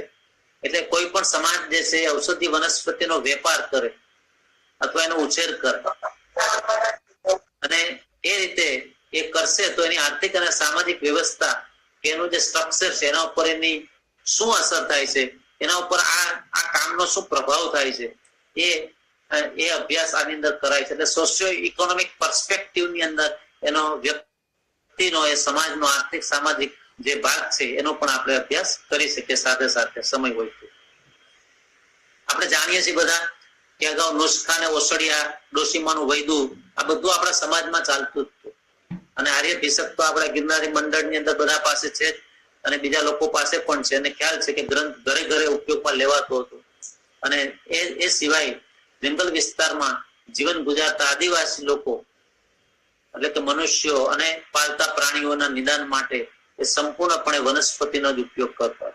અત્યારે પણ ઇથનો વેટરનરી અમે કામ કરીએ છીએ અને લોકો પાસેથી લઈએ છીએ માહિતી, ડોક્યુમેન્ટેશન, એ પણ કામ અત્યારે ચાલે છે. હવે આ જે છે જે વ્યક્તિ જેને આપણે લોકવૈદ કહીએ છીએ, એને ઘણા લોકો ભગત પણ કહેતા હોય, જડીની દવાવાળા પણ કહેતા હોય, તો ઔષધ આપનાર વ્યક્તિ એ સામાન્ય સમાજનો વડીલ હોય અથવા તો આગેવાન હોય અને જાણકાર હોય, એ ત્યાંની વનસ્પતિનો ઉપયોગ કરી અને ત્યાં એ વિસ્તારના કે આજુબાજુના વિસ્તારના લોકોને આવી દવા આપતા હોય છે. અને દૂર દૂરના વિસ્તારમાંથી લોકો આવે છે. પછી સાથે સાથે એની પણ હું તમને વાત કરું. આ જે છે ખૂબ જ લાંબા ગાળાના અનુભવ પછી ટ્રાયલ અને એરર થી આ જ્ઞાન બનતું હોય છે. એટલે આમાં મેં તમને કહ્યું ને, કોડિફાઈડ નથી, નોન કોડિફાઈડ. એટલે એની અંદર કોઈને એવું લાગે વ્યક્તિને કે ભાઈ અંદર આમ ફેરફાર કરવો છે, તો એની અંદર ફેરફાર કરી શકે છે. આ જ્ઞાન ક્યાંય પુસ્તકો, ગ્રંથો કે પ્રયોગશાળામાં નથી. અને સ્વાસ્થ્ય વિશે ઊંડી વ્યવહારિક સમજ ધરાવતા અને ખાસ કરીને આરોગ્યની સવલતોથી વંચિત એવા ભારતના ગ્રામીણ અને જંગલોના અંતરિયાળ વિસ્તારમાં વસતા આવા આપણા નિરક્ષર આદિવાસીઓ અને અન્ય લોકો પાસે આ જ્ઞાન હજુ પણ છે. હવે ઘણાને એમ થાય કે આપણે જઈએ તો આપણે ખબર કેમ પડે કે આ લોકવેદ છે? લોકોને પૂછવું તો પડે ત્યાંના સ્થાનિક લોકોને કે ભાઈ આ છે કે એને એ કઈ જુદા જ પ્રકારની વ્યક્તિ નથી હોતી. એની ચોક્કસ આગવી ઓળખ હોય છે. એ તો એની સાથે બેસીએ ત્યાર પછી ખબર પડે. પણ આમ દેખાવે સામાન્ય હોય છે, સરળ હોય છે. પોતાનું રોજિંદુ જીવન કે કામકાજ કે સામાજિક કામ કરતા હોય છે. એની ચોક્કસ પ્રકારની દુકાન કે એમનું ડિસ્પેન્સરી નથી, એની કોઈ હાટડી નથી. આવી વ્યક્તિઓ કોઈ ધંધાદારી પણ નથી અને લેભાગુ પણ નથી. અને આવા લોકો પાસે કોઈ યુનિવર્સિટી કે સંસ્થાનું પ્રમાણપત્ર પણ નથી. આ એ વસ્તુ કરી કે મેડિસિન રજિસ્ટર્ડ મેડિકલ પ્રેક્ટિશનર તરીકે લાયસન્સ હોય તો જ ઈલાજ કરી શકે, વાત સાચી છે. પણ આ વ્યક્તિઓ એવી છે કે એમની પાસે ચોક્કસ પ્રકારની કોઠાસૂઝ છે અને એનાથી કામ લે છે. એટલા માટે તેઓ આવું વૈદકનું કામ એના પોતાના વિસ્તારમાં એ કરી શકે છે. એટલે લોકવૈદ તરીકે ઓળખાય છે. એટલે તેઓની ઓળખ, એનું ત્યાં જ્ઞાન છે જડીબુટ્ટી વિશેનું, એ બહુ સચોટ હોય છે, બહુ અસરકારક છે. મોટે ભાગે પોતાના ઘેર બેઠા દવા કરતા હોય છે. દર્દીને તપાસે, ત્યાર પછી યોગ્ય એને લાગે એ પ્રકારની જડીબુટ્ટી જંગલમાંથી લાવે. મોટે ભાગે તાજી જ લાવે અને દવાઓનો જથ્થો કે સંગ્રહ કરતા નથી અને સાથે સાથે વેચતા પણ. અને પોતાના કામમાં સામાન્ય ડોક્ટર જે રીતે કરે છે એ રીતે એ લોકો કરે છે. નાત જાત કે ઊંચ નીચના ભેદભાવ વગર પોતાની આ જે સ્કિલ છે એનો ઉપયોગ જન સેવા માટે કરે છે. એમાંથી એમને કોઈ નફો કરવાનો એમનો કોઈ ઈરાદો મોટે ભાગે હોતો નથી. એમની એક આ લોકોની એક શ્રદ્ધા છે, પારંપરિક શ્રદ્ધા જેને કહો છે, કે એ લોકો એવું માને છે કે આ જ્ઞાન જો બીજાને આપણે આપીએ ને તો એની જે એફિકસી છે, અસરકારકતા છે, એ રહેતી નથી. અને સાથે સાથે બીજાને તમે આપી દો તો તમને કોઈ પૂછવાનું નથી. એટલે લોકવૈદનું પોતાનું માન સન્માન પણ ઘટી જાય છે. અને એટલા માટે લોકવૈદો પોતાનું જ્ઞાન મોટે ભાગે ગુપ્ત રાખે છે. બીજું કે એમને એવું લાગે કે ભાઈ હવે આ જ્ઞાન કોઈ શિષ્યને આપવું છે તો એ ચોક્કસ આપતા હોય છે. અને કોઈ એમના પાસે સામે ચાલીને આવે તો એને શીખવે પણ છે. પણ જો આ વ્યક્તિનું અવસાન થાય અકાળે તો આ બહુ મૂલ્યવાન આપણું જે કઈ ટ્રેઝર છે એ લોકવૈદ એની ચિત્તા સાથે જે સળગીને રાખ થઈ જાય છે. અને એટલા માટે આપણે એનું ડોક્યુમેન્ટેશન કરવું બહુ જરૂરી છે. બીજું કે ઘણા લોકોને તમે જોઈએ છે કે એના પાસે એટલું બધું જ્ઞાન છે કે પોતે જીવતી એક લાઇબ્રેરી છે. અને એટલા માટે જો આવી વ્યક્તિઓ ચાલી જાય તો આ જ્ઞાનની લાઇબ્રેરી પણ આપણે ગુમાવીએ છીએ. સાથે સાથે બીજો એક ભાગ એવો છે કે અત્યારે જે આજે યંત્ર યુગ આવી ગયો છે, વૈશ્વિકરણ થઈ ગયું છે, કહેવાતા સુધારાનું આદિવાસી અને અન્ય ગામડાઓની અંદર જોરદાર આક્રમણ પણ છે. ત્યારે નવી પેઢી આ પારંપરિક જીવન રીતિને સંસ્કારો છોડી રહી છે અને લોક વિદ્યા જેમની પાસે છે તેવી વ્યક્તિઓ લગભગ મૃત્યુના કિનારે ઉભા છે. મીન્સ કે એજેડ છે. એ લોકો આ જ્ઞાનનો ઉપયોગ કરતા પહેલા એમના કેટલાક નિયમો છે કે ઔષધીય વનસ્પતિ અંગેનો આ જે ઉપયોગ કરીએ છીએ વનસ્પતિને, એનો ખાસ નિયમ છે કે વનસ્પતિનો ઉપયોગ કરવાના આગલા દિવસે એનું પૂજન કરવું, એ વનસ્પતિઓનું, અને પૂજન કરીને આમંત્રણ આપવાનું. મોટે ભાગે મંગળવાર કે રવિવારે જ વનસ્પતિ લેવી. સૂર્યોદય પહેલા કે સૂર્યાસ્ત પછી વનસ્પતિ એકઠી ન કરવી. વનસ્પતિ લેવાની હોય તો એક શ્વાસે જ વનસ્પતિ ઉખેડવી. મૂળ ખુલ્લા થઈ ગયા હોય તે જ લેવા. અમુક વનસ્પતિ વહેલી સવારે કોઈ જોઈ ન જાય એ રીતે લેવી, જેથી આ ઝડપી પ્રક્રિયાથી એ જ વનસ્પતિના મૂળ કે શાખાઓ ત્યાં રહી જાય, જેથી પુનઃસર્જન ચાલુ રહે. એકને એક વનસ્પતિમાંથી છાલ કે મૂળ ન લેવા, છોડના બીજનું વિકિરણ થયા પછી જ છોડ લેવા, અને ભૂગર્ભીય જે અંડરગ્રાઉન્ડ પાર્ટ છે એ લીધા પછી જમીનમાં છોડને દબાઈ દેવો, જેથી એનું પુનઃસર્જન થઈ શકે. આ સસ્ટેનેબલ યુઝ માટેના એના નિયમ. બીજું કે લોક વૈદ્યોની અંદર તમે જોઈ શકો છો કે પરિવર્તન આજકાલ થયા છે. કારણ કે લોકો એલોપેથી, પછી એનર્જેટિક સિરપ છે, ઇન્જેક્શન છે, એનાથી તરત રાહત અનુભવે છે. ડોક્ટર પાસે જાય કે ભાઈ મને ઝડપથી મારે કાલે નોકરીએ જવાનું છે, એટલે મને એવી દવા આપ. પણ એને લીધે શું થાય કે લોક વૈદ્યો પાસે કોઈ જતું નથી અથવા એની ઉપેક્ષા કરે.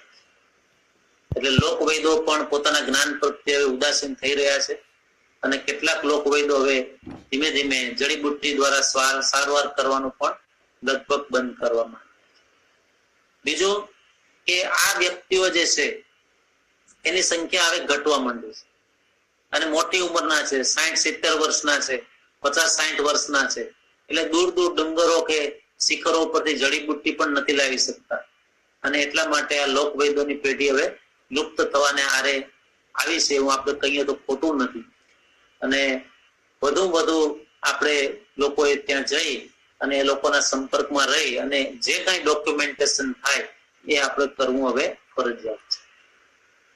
બીજું કે સસ્ટેનેબલ યુઝની વાત છે આ જડીબુટ્ટીઓનું, તો એનો નાશ ન થાય એ ખાસ જોવું પડે. એનો મર્યાદિત ઉપયોગ થાય, એનો વ્યાપારીકરણ ન થાય, કારણ કે નહીતર દુર્લભ થઈ જશે.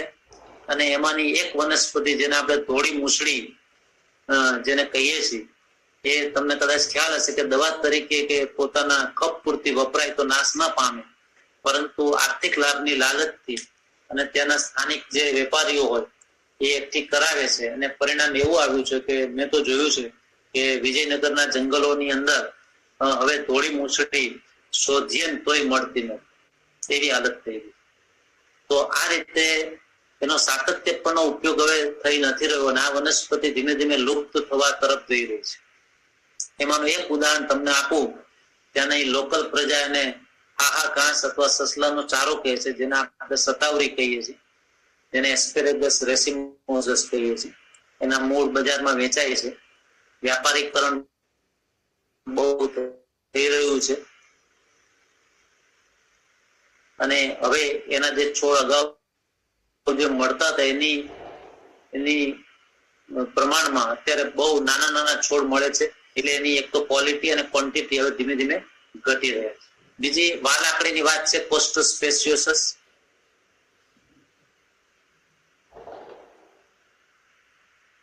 અમે તો એ ભાઈને લઈને જતા એટલે જંગલમાં જઈને ખોદીને અમે જોતા કે કયા પ્રકારની છે.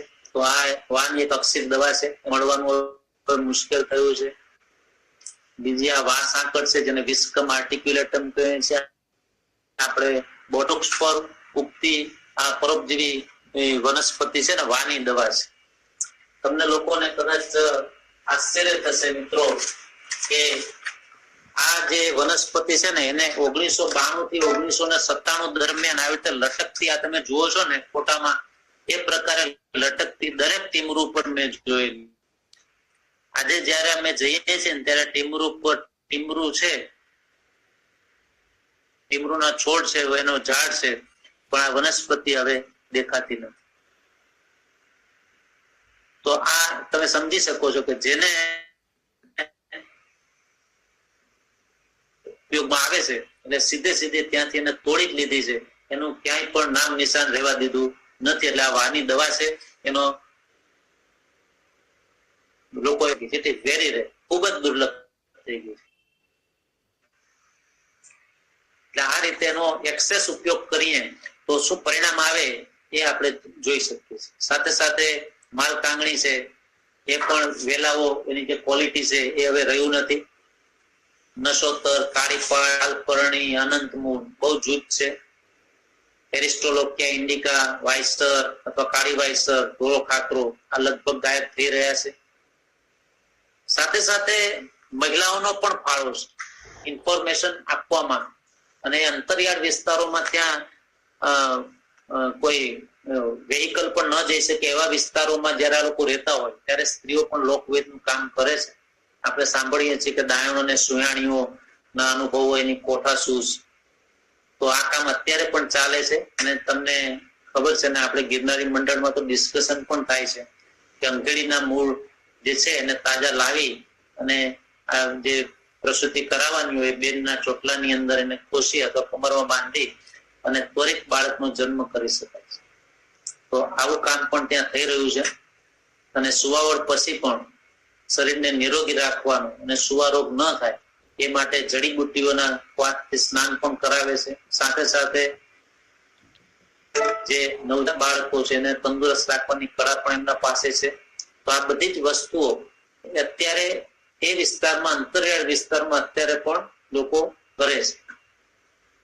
આ વનૌષધિ સિવાયની પણ કેટલીક અન્ય પદ્ધતિઓ છે જેમાં માલિશ, મસાજ છે, કોન્ટેક્ટ થેરાપી છે. હમણાં મેં ઉદાહરણ આપ્યું ને અંકેડીના મૂળનું, તો એ છે કોન્ટેક્ટ થેરાપી. તમારે બસ ખાલી કમરે બાંધવાનું છે અથવા તો વાળની અંદર એને ભરાઈ દેવાનું છે એટલે કોન્ટેક્ટ થશે એટલે એની સીધી અસર થશે. અને કોન્ટેક્ટ થેરાપીનો તો મેં એટલો સરસ મજાનો પ્રત્યક્ષ મેં જોયેલું છે. પોશીના જયારે હું ગયો હતો ત્યારે પોશીનાની એક ઝૂંપડીમાં ચા બનાવતા હતા કાકા, પણ અંદરના ભાગમાં જોયો ને ત્યારે એક કપલ બેઠું હતું. એમાં પછી પૂછ્યું કે આ ભાઈને શું પ્રોબ્લેમ છે, તો એને કમળો થઈ ગયો. તો ત્યાં પછી એ કાકા જે ચા હોટલના જે છે એ આ પણ કામ કરતા હતા કોન્ટેક્ટ થેરાપી. એટલે એમણે શું કર્યું કે ત્યાં અંદરના ભાગમાં એક માળા બનાવી હતી વનસ્પતિના પ્રકારની, અને માળા બનાવીને ભાઈને આપ્યું હતું કે ભાઈ તું આ અઠવાડિયું બાંધજે અને આ માળા છે તારી લાંબી થઈ જશે એટલે જેમ જેમ લાંબી થશે એમ તને કમળામાં રાહત થઈ જશે. પછી મેં જોયું કે આ છે શું, તો એ હતું આપણું ગળો, ટીનોસ્પોરા કોર્ડિફોલિયા. અને ટીનોસ્પોરા કોર્ડિફોલિયા નાના કકડા કરી અને માળાના સ્વરૂપમાં બાંધી અને એને પહેરાવી દે અને કોન્ટેક્ટ થેરાપીથી આ રીતે એ લોકો રોગ છે એને કાબુમાં લઈ શકે છે અથવા રોગ દૂર કરી શકે છે. આવું એક ઉદાહરણ બહુ સારામાં સારું મેં ઓબ્ઝર્વેશન ત્યાં સીધે સીધું ગયો હતો ત્યારે મને જોવા મળ્યું હતું, એ શેર કર્યું છે. બીજું કે પરંપરાગત જ્ઞાનમાં ડામ દેવાની પ્રથા પણ આજકાલ ત્યાં થોડા ઘણા પ્રમાણમાં છે. હવે આનું મહત્વ કે લોક વૈદ્યો દ્વારા ઉપયોગમાં લેવાતા આ ઔષધિઓની ઓળખ અને એના વિવિધ રોગોના ઉપચારમાં ઉપયોગોનો આ વારસો જાણી અને જાળવી રાખવાથી ઘણી બધી વનસ્પતિઓ વિશેના રહસ્યો બહાર આવી શકે છે. અને છેલ્લે વાંચો અંદર નવી દવાઓ શોધી શકાય છે. મેં આની અંદર ક્યાંક લખ્યું હશે, નહીતર હું તમને ફરી પાછો અંદર તમને સમજાવીશ. મારે ખાસ વાત કરવાની છે એની પણ ટૂંક સમય વાત કરું છું આગળ જઈએ. કેટલાક સૂચનો અહીંયા છે. મેં તમને કીધું પ્રાઇમરી હેલ્થ કેર માટે આ બહુ અગત્યનો પાયો સ્થાપિત થઈ શકે એમ છે. આજકાલ આપણે બધા પણ ગામડાઓમાં હોય કે ગમે ત્યાં હોય આજકાલ ઉકાળા ચાલુ કરી જ દીધા છે. એટલે આ પ્રાથમિક આરોગ્ય સેવાનો નક્કર પાયો જ છે. લોક વૈદ્યોની મદદથી આ કામ કરી શકાય એવું છે. એટલે નક્કર પ્રયાસો થાય આ કાર્યની અંદર એ બહુ જરૂરી છે અને સહિયારા પ્રયાસની જરૂર છે. એમાં સરકાર કામ કરે, એનજીઓસ પણ કામ કરે અને જે લોકોને આમાં રસ હોય એ બધા સાથે રહે અને જો કામ કરે તો આ જે છે પ્રાઇમરી હેલ્થ કેર સિસ્ટમ છે આપણા વિસ્તારની એ આપણે જાળવી શકીશું અને લોક વૈદ્યોને આપણે સન્માન પણ આપી શકીશું. એમની ચોક્કસ યાદી અને ઓળખ તૈયાર કરવી જે તે વિસ્તારની અંદર, ખાસ એને ટ્રેનિંગ છે, શિબિરોનું આયોજન પણ કરવાનું, એ વસ્તુ પણ કરી શકીએ. એને લોકભોગ્ય બનાવવાનું, એના ઉદ્યાનો પણ એ વિસ્તારમાં બનાવવાના જેથી તાજી વનસ્પતિઓ મળી શકે અને એના બી વગેરેનો સંગ્રહ થાય એટલે સીડ બેંક પણ બનાવી શકે. અને પછી એનું વાવેતર વધારે જે હોય તેનો ઉપયોગ વધુ થતો હોય તેનું વાવેતર પણ કરી શકાય અને ખેડૂતોને પ્રોત્સાહિત કરી શકાય. એના પ્રદર્શનો છે એ પણ યોજી શકાય. તો આ રીતે આપણે કરીશું ને જે તે વિસ્તારના, જે તે તાલુકાના, જે તે જિલ્લાના લોક વૈદ્યોને સાથે રાખી અને આ બધી વ્યવસ્થા કરીએ તો લાંબા સમય સુધી આપણને જ્ઞાનનો લાભ લઈ શકીશું. આ ફોટો 1994 નો છે. આને કહેવાય પરંપરાગત જ્ઞાન. જોઈ શકો છો હું તો છું જ, પણ સાથે બાજુમાં કાથોડી ભાઈઓ છે, એમાં જે કાકા છે, ત્યાર પછી એની બાજુમાં બેઠો છે એનો છોકરો છે અને પાછળ ઉભો છે એનો પૌત્ર છે. હવે જો આને કહે વંશ પરંપરાગત ના, ટ્રેડિશનલ જેને કહે ને પરંપરાગત એટલે ફાધર માંથી ત્યાર પછી એના અન્ય જે લોકો છે એની અંદર એની અંદર આપણે આજે કામ કર્યું છે એ વસ્તુઓ આપ જોઈ શકો છો કે પેઢી દર પેઢી આ કઈ રીતે કામ આગળ ચાલે છે. અને આ બધી જે વસ્તુઓ છે એ વસ્તુઓની અંદર ઘણા બધા લોકોનો સહકાર મળેલો. આ એક ફોટો હું તમને બતાવું છું. આ નારાયણ ભગત છે ટોપી વાળા. કદાચ તમે આપણા ગિરનારી મંડળમાં અને મેડિસિનલ પ્લાન્ટ્સ બોર્ડ ની અંદર ખાસ જાણીતા એવા કનુભાઈ યોગી સાહેબ જે છે એમને કદાચ ઓળખતા હશો. તો જયારે મારા ખેડ બ્રહ્માના વિસ્તારમાં જવાનું થતું હતું ત્યારે કનુભાઈ યોગીને સાથે લઈને હું જતો હતો અને એ પણ ઓળખી ગયા છે આ ફોટો જોઈને કે આ નારાયણ ભગત છે. સુકા આંબા ખેડ બ્રહ્માથી અંબાજી જઈએ ભડાત જઈએ ત્યારે રસ્તાની અંદર સુકા આંબા આવે અને ત્યાં સુકા આંબા પાસે બસ સ્ટેન્ડ પાસે જ એમનું ઘર છે નારાયણ ભગત. હવે તમે જો નારાયણ ભગત ને લટકાવ્યા છે એના સિતાર ઉપર તંબુરા ઉપર. આ જે છે ટ્રાઇકોસેન્થિસ બ્રેક્ટિયાટા તો ટ્રાઇકોસેન્થિસ ટ્રાઇકસ્પિડાટા અને આને એ લોકો કહે છે કાગનું ભાત. તેના લોકલ નામનું પણ બહુ મહત્વ છે. કાગનું ભાત કહે છે. તો અને એની બાજુમાં એનો સન છે. એની અંદર એના કોથળીમાં જો એની અંદર દેખાય છે વનસ્પતિઓ છે. એટલે અને નારાયણ ભગતના ખોરાની અંદર પણ તમે જોઈ શકો છો વનસ્પતિઓ લઈને જ બેઠા છે. એટલે આ વનસ્પતિ પ્રેમીઓ જે છે આ લોકવૈદ આ સાચા લોકવૈદ છે. કનુભાઈ યોગી જયારે તમને મળશે ત્યારે યાદ કરશે કે એમણે પણ કેટલું આ જે બાબતો છે સાહેબ કનુભાઈ યોગી સાહેબ જોડાયેલ છે કે સર? હા, અને સાબરકાંઠાનો અનુભવ ખાસ કહેજો એમ કીધું લખ્યું છે અમે કોમેન્ટમાં મેસેજમાં લખ્યું છે. Very good. સાબરકાંઠાનો અનુભવ શેર કરજો એમ કીધું છે. યસ એટલે સાબરકાંઠાની અંદર ખાસ કરીને જયારે અમારે જવાનું થાય ત્યારે પહેલા અમે એમને મળી અને એમના પાસેથી આ બધી યાદી છે. એમનું એક પુસ્તક પણ છે. એમાં એમણે મારા નામનો પણ ઉલ્લેખ કર્યો છે. આદિવાસીઓની સાથે સાથે અમે જતા ત્યારે અમે બધા સાથે જ જતા હતા અને એ રીતે અમે કામ કરેલું છે. તો એમનું પણ કન્ટ્રીબ્યુશન એટલું બધું છે કે વાત જવા દો. એમને પણ મહેનત કરી છે અને એ આજે સુકા આંબાની અંદર આજે નારાયણ ભગત ની વાત કરું છું તો અહીંયા મારે એટલું જ કહેવાનું છે કે પેઢી દર પેઢી આ કામ ચાલે છે. તમને એમ થાય કે નારાયણ ભગત પાસે જ્ઞાન ક્યાંથી આવ્યું? તો એમના ગુરુ છે સાજા જાના દાદી જે લાખિયાના છે. જયારે અમે ગયા ને સાંજનો ફોટો છે.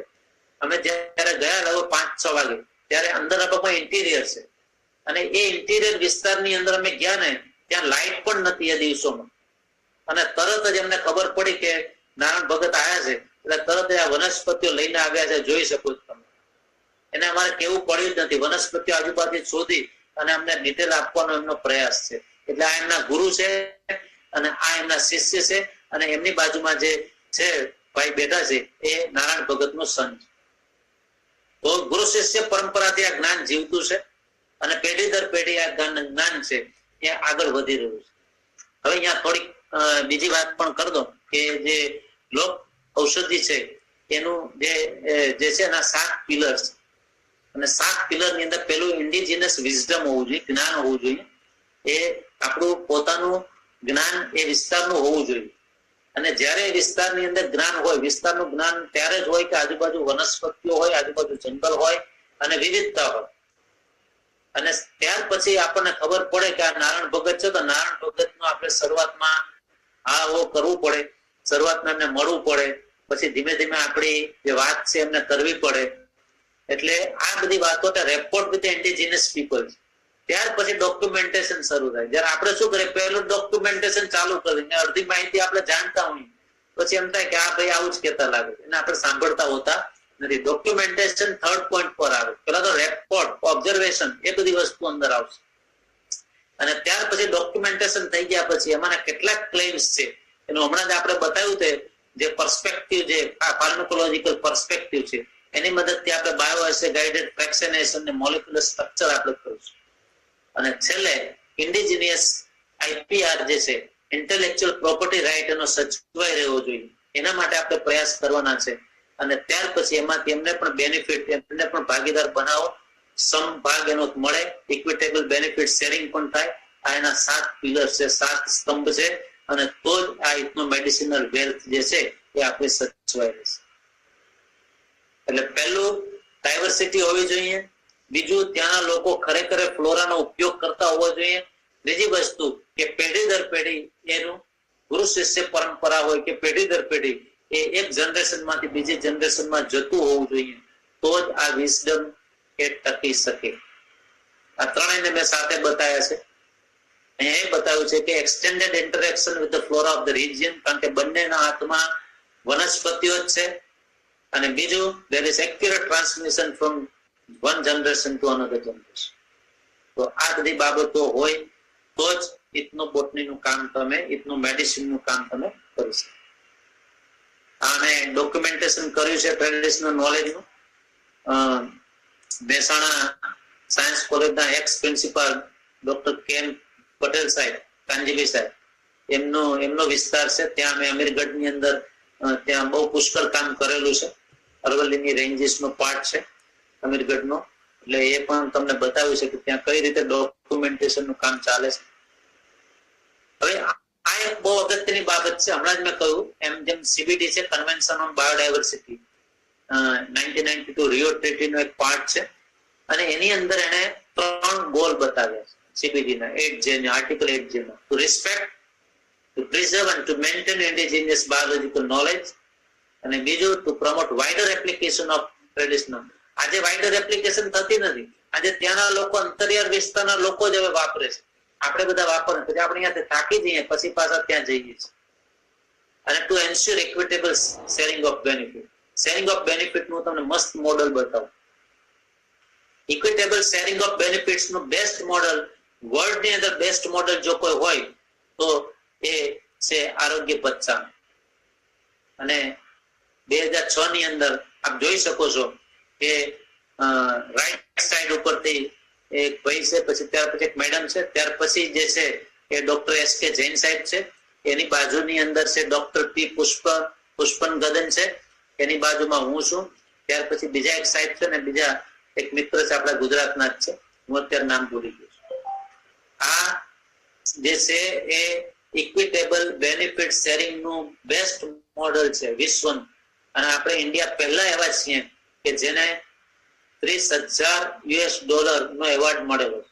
હવે શું છે એની આપણે ચર્ચા. મિત્રો, આની હિસ્ટ્રી છે ને, હિસ્ટ્રી સાંભળવા જેવી છે. All India coordinated research project on ethnobiology નામનો એક પ્રોજેક્ટ નેશનલ લેવલ ઉપર શરૂ કર્યો હતો. અને જે P પુષ્પન ગદન મેં હમણાં બતાવ્યા, જે જૈન સાહેબની બાજુમાં, SK જૈન સાહેબની બાજુમાં છે, એમના એ ચેરમેન હતા એ આખા પ્રોજેક્ટના.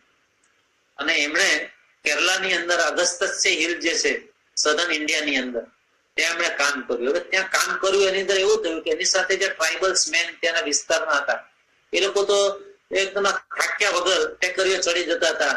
અને એ લોકો આ બધું, આ લોકોને બધી માહિતી અને બધું કરી આપતા, એના ગાઈડ હતા ટૂંકમાં ત્યાંના લોકલ.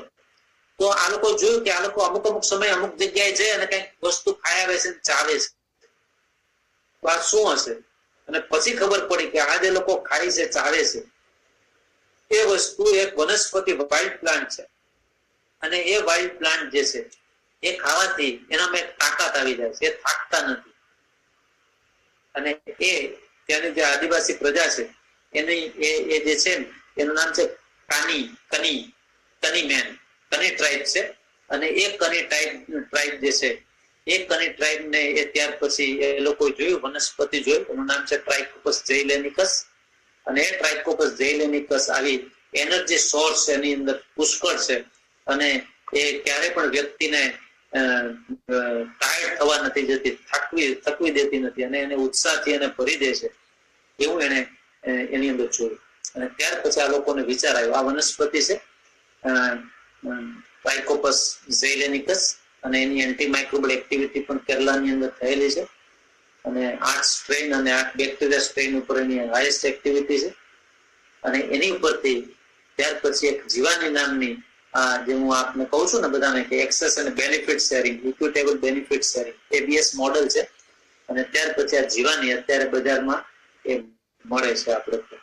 અને એને આજે કની જે ટાઈપ છે એને રોયલ્ટી પણ મળે છે દર વર્ષે. એને 18% રોયલ્ટી, ઇક્વિટેબલ બેનિફિટ શેરિંગ ની વાત છે. અને આનું પ્રોડક્શન જે છે કોઇમ્બતુરની કંપની છે આયુર્વેદની, મેસર્સ આર્ય વૈદ્ય ફાર્મસી.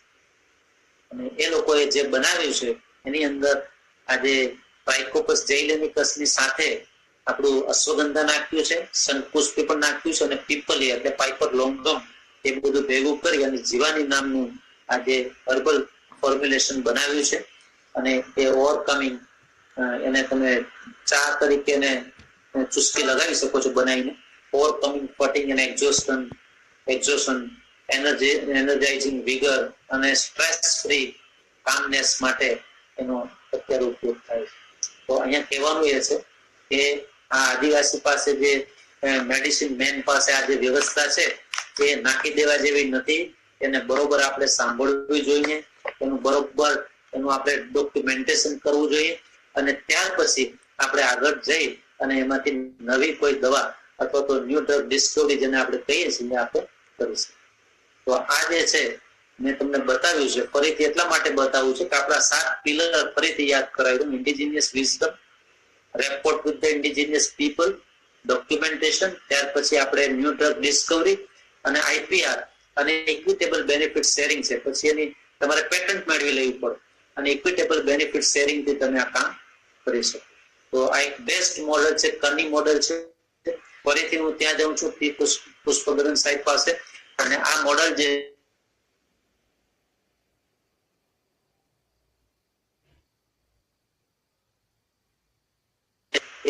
જે મોડેલ પ્રમાણે ત્યાં કોમ્યુનિટી છે એને દર વર્ષે રોયલ્ટી મળે.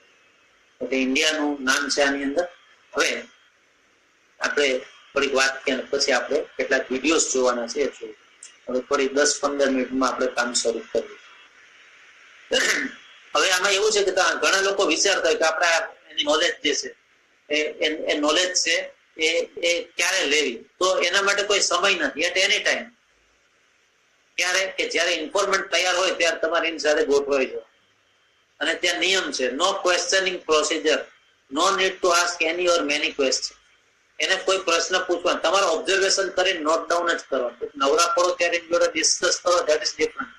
પણ જયારે આ બધું ચાલતું હોય ત્યારે તમારે માત્ર ઓબ્ઝર્વેશન કરી અને કામ કરવાનું. અને તમે ટ્રાઇબલ ઇન્ફોર્મન્ટ છે, સામાન્ય માણસ છે કે એ ટ્રાઇબલ છે એવો એના પ્રત્યે ભાવ ન રાખશો, અને પૂરેપૂરો રિસ્પેક્ટ આપો. એને હંમેશા એ આગળ જઈ અને એમને રિસ્પેક્ટ આપો કે ભાઈ તમે તમારા પાસે બહુ સારી કામ. હવે હું કેટલાક વિડીયો તમને બતાવું છું. વ્યક્તિના નામ પણ લખેલા છે. મારે તમને અહીંયા એક બીજી વાત કરવાની છે મિત્રો, કે આ જે ડિસ્કશન આપણે કરીએ છીએ એમાં ક્રોસ કલ્ચરલ એટલે તમે જો અહીંયા અત્યારે તમે જોઈ રહ્યા છો ફોટાની અંદર, તો એ બાણે ગીર ફોરેસ્ટ નો છે. પછી હું તમને લઈ જઈશ ભિલોડાની અંદર, સાબરકાંઠામાં લઈ જઈશ. પછી હું તમને ત્યાં લઈ જઈશ પેલું પંચમહાલમાં પણ લઈ જઈશ. પછી હું તમને બરડામાં પણ લઈ જઈશ. એકના એક રોગ માટે જુદી જુદી વ્યક્તિઓ જુદી જુદી વનસ્પતિઓ વાપરે. એટલે આપણે આની અંદર તે શોધવાનું છે કે ભાઈ ખરેખર આની એફિકસી છે કે નહીં. What is potential efficacy of this particular plant, એ આપણે જોવાનું છે. અને બીજી વસ્તુ કે અહીંયા જે કઈ વિડીયો હું તમને બતાવું છું એ વ્યક્તિ આપેલા છે, એનું કોઈ સાયન્ટિફિક એનું પ્રૂફ થયેલું નથી. એટલે મહેરબાની કરીને વાપરતા પહેલા કોઈની યોગ્ય વ્યક્તિઓની કે વૈદોની કે નિષ્ણાતોની સલાહ લેજો. Okay, so let us begin with the this different videos please.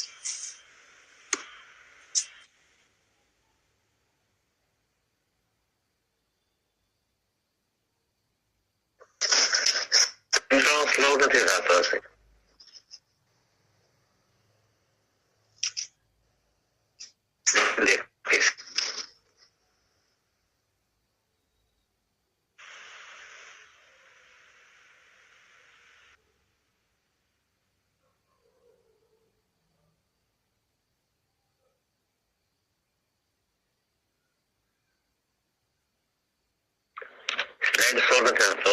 Audio video બંધ થઈ ગયો. ડાભી છે, બાણેજમાં ગીર ફોરેસ્ટમાં, તાલુકો ધારીમાંથી છે.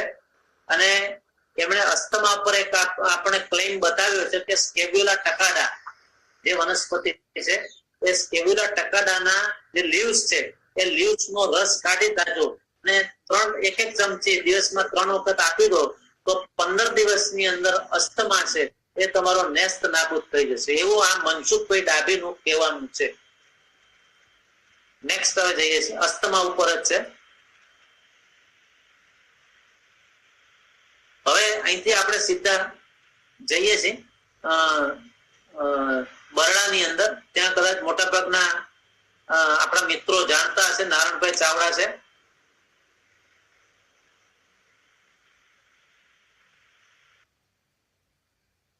વિદારી કંદનો ઉપયોગ કરે છે અસ્થમામાં, એના મૂળનો.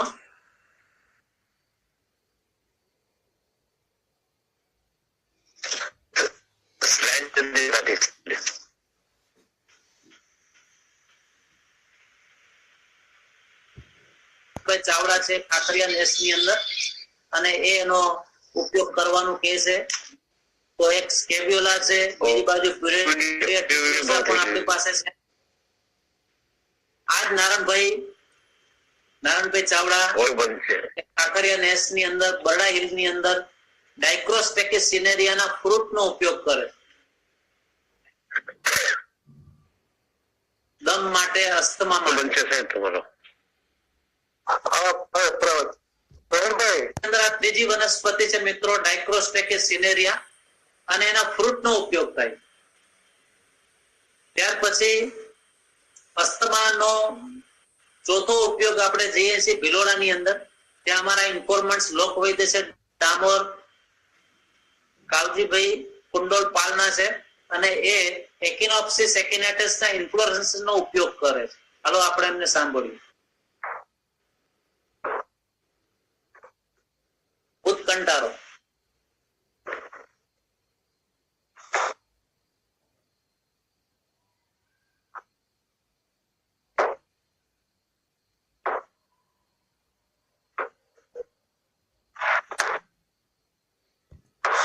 ની અંદર છે એ ટ્રાઇડેક્સ સ્પીસીસ અને ટેકોમેલા અંડ્યુલાટા એનો ઉપયોગ કરે છે.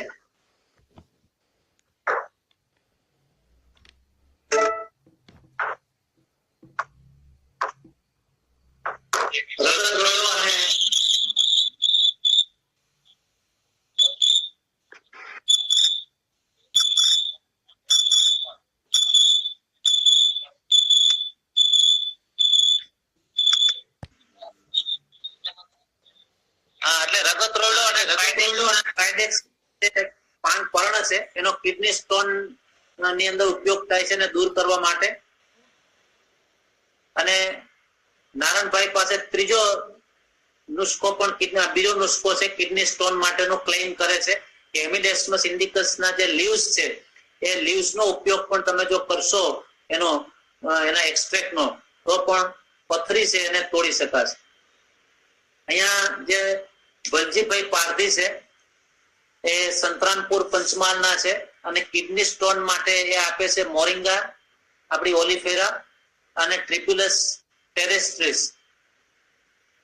મોરિંગાની સ્ટેમ છે એટલે કે પ્રકાંડની છાલ છે, અને જે ટ્રિપ્યુલસ છે ગોખરું છે એના ફળ છે એનો ઉપયોગ કરવાની વાત છે. અને એની મદદથી પથરીને, કિડનીની અંદર જે પથરી છે એને આપણે તોડી શકીએ છીએ. કિડનીની અંદર પથરી તોડવા માટે અહીંયા મનસુખભાઈએ 2 વનસ્પતિઓ આપી છે.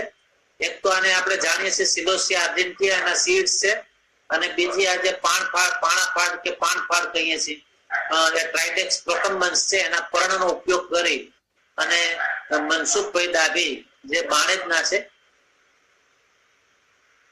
એની ટ્રીટમેન્ટ કરે છે. કિડની સ્ટોન માટે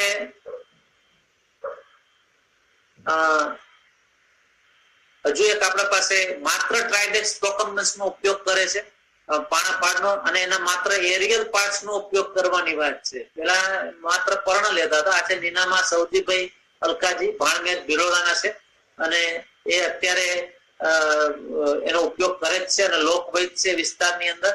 મેં જોયેલું છે કે દૂર દૂરના વિસ્તારમાંથી પણ લોકો ત્યાં આવે છે. એટલે કિડની સ્ટોન એનું આ અક્ષિત દવા છે, કારણ કે આ ઉપયોગ કરેલો પ્રોકમ્બન્સ નો ઉપયોગ કરે. ઝાડાની અંદર પણ ટ્રાઇડેક્સ પ્રોકમ્બન્સ વાપરી શકાય છે. એના પર્ણનો રસ ઝાડા મટાડવા માટે. આ જેડી વાળા ધારીવાળા છે એમને પણ એ બતાવ્યું છે. અત્યારે ઓડિયો સાંભળી શકાતો નથી મિત્રો, એ થોડી મુશ્કેલી છે, પણ આની અંદર બહુ સરસ મજાની માહિતી એ લોકોએ આપી. ડાયાબિટીસ માટે ઓલોરીના એન્ટીડિસેન્ટિકા અને ટેરોકાર્પસ માર્સુપિયમ એની સ્ટેમ બારથી ડાયાબિટીસ નારાયણભાઈ ચાવડા નો એ મટાડે છે. પછી એક આ બહુ સરસ મજાનું એમણે આખું લાઈવ બતાવ્યું છે. આની અંદર આવતું નથી, નહીં આની અંદર આવ્યો.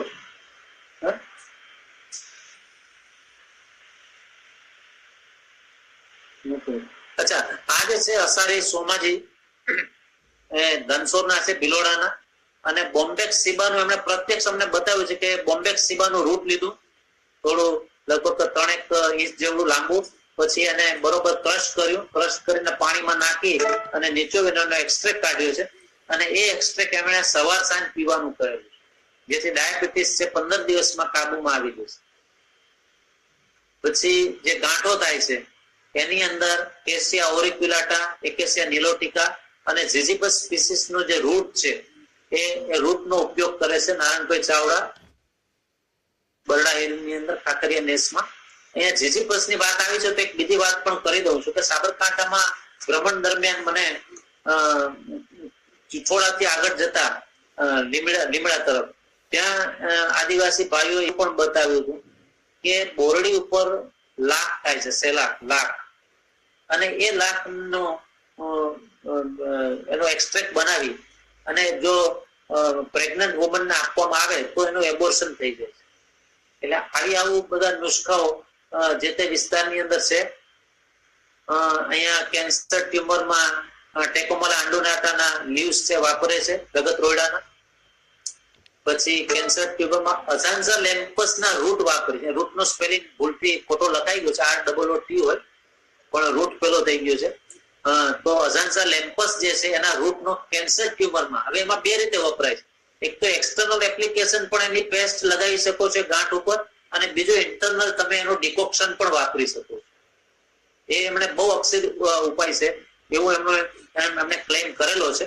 એટલે આ કેટલે અંશે સાચું છે તો આપણે ડિસ્કશન દરમિયાન અથવા તો આપણા જે વિદ્વાન મિત્રો છે એમના દ્વારા આપણે જાણી શકીશું કે ખરેખર એ દિશામાં છે. આ પેશન્ટ છે એમની જે ટ્રીટમેન્ટ કરી હતી રગતરોડાના પાનથી, આ માજીને ખાવાના પણ તકલીફ હતી, પણ ત્યાર પછી શંભુભાઈએ જે અથવા જેડી વાલા જે છે એમને એનો ઉપયોગ કરી અને શું કહેવાય એને પેસ્ટ બનાવી અને એના ઉપર લગાડી તો અઠવાડિયાની અંદર એમની જે ગાંઠ છે નબળી પડી ગઈ અને પછી ખાતા પણ માજી થઈ ગયા.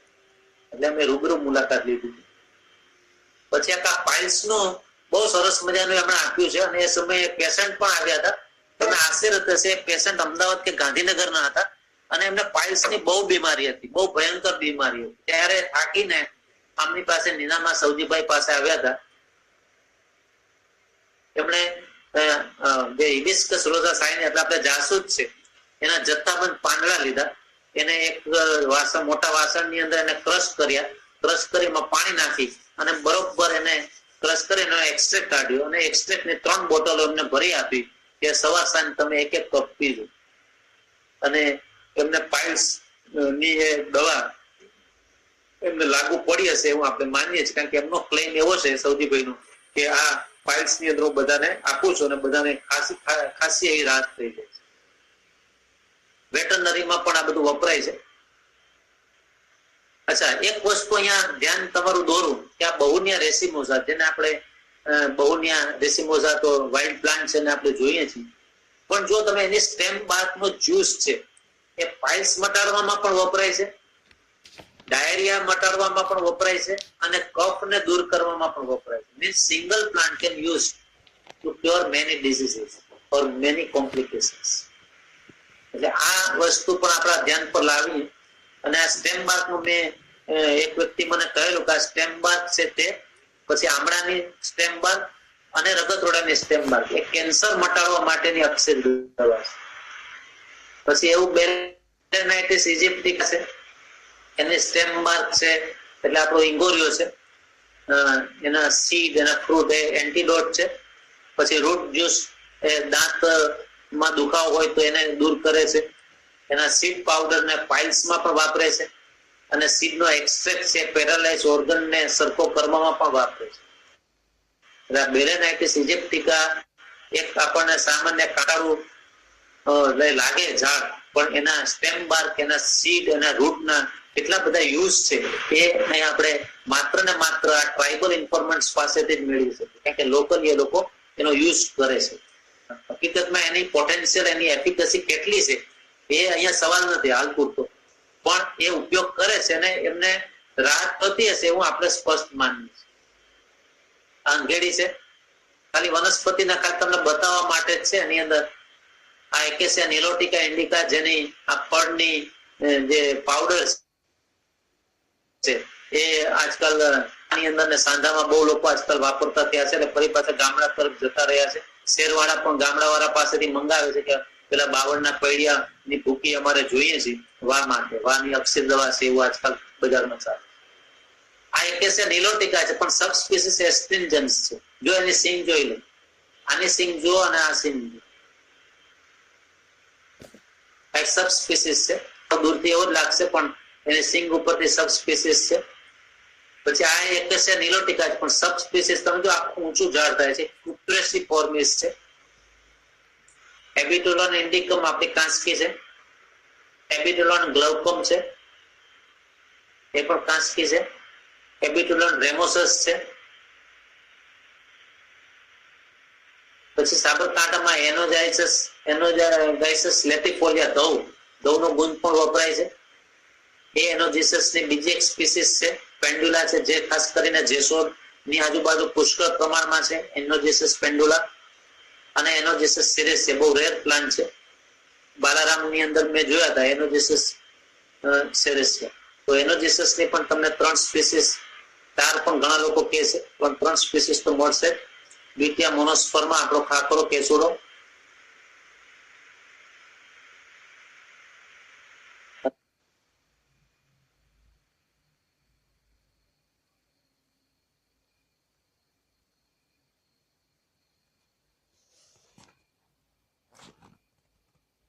સ્ક્રીન પર નથી અત્યારે, સ્ક્રીન ઉપર તમે બીટિયા મોનોસ્પર્મા વેરાયટી લીટિયા તમે જોઈ રહ્યા છો. તો એ ગુજરાતી નામ બોલવા વિનંતી. હાજી ગુજરાતી પણ નામ પણ સાથે બોલવા વિનંતી. હાજી હાજી આ જે છે ને એ પેલો આપણો ધોળો ખાખરો અથવા તો પીળો ખાખરો છે. અચ્છા અચ્છા, એવા સાચી, બરોબર. ગુજરાતી નામ પણ બોલવું જરૂરી. આ થોડું છે ને મારું પેલું લેપટોપ છે ને હેંગ થઈ ગયું છે. એક 2 મિનિટમાં જ હું પાછો આવું છું. એને એવું કઈક નામ છે પાંડેજી અને પાટા ટુમડી પણ કે.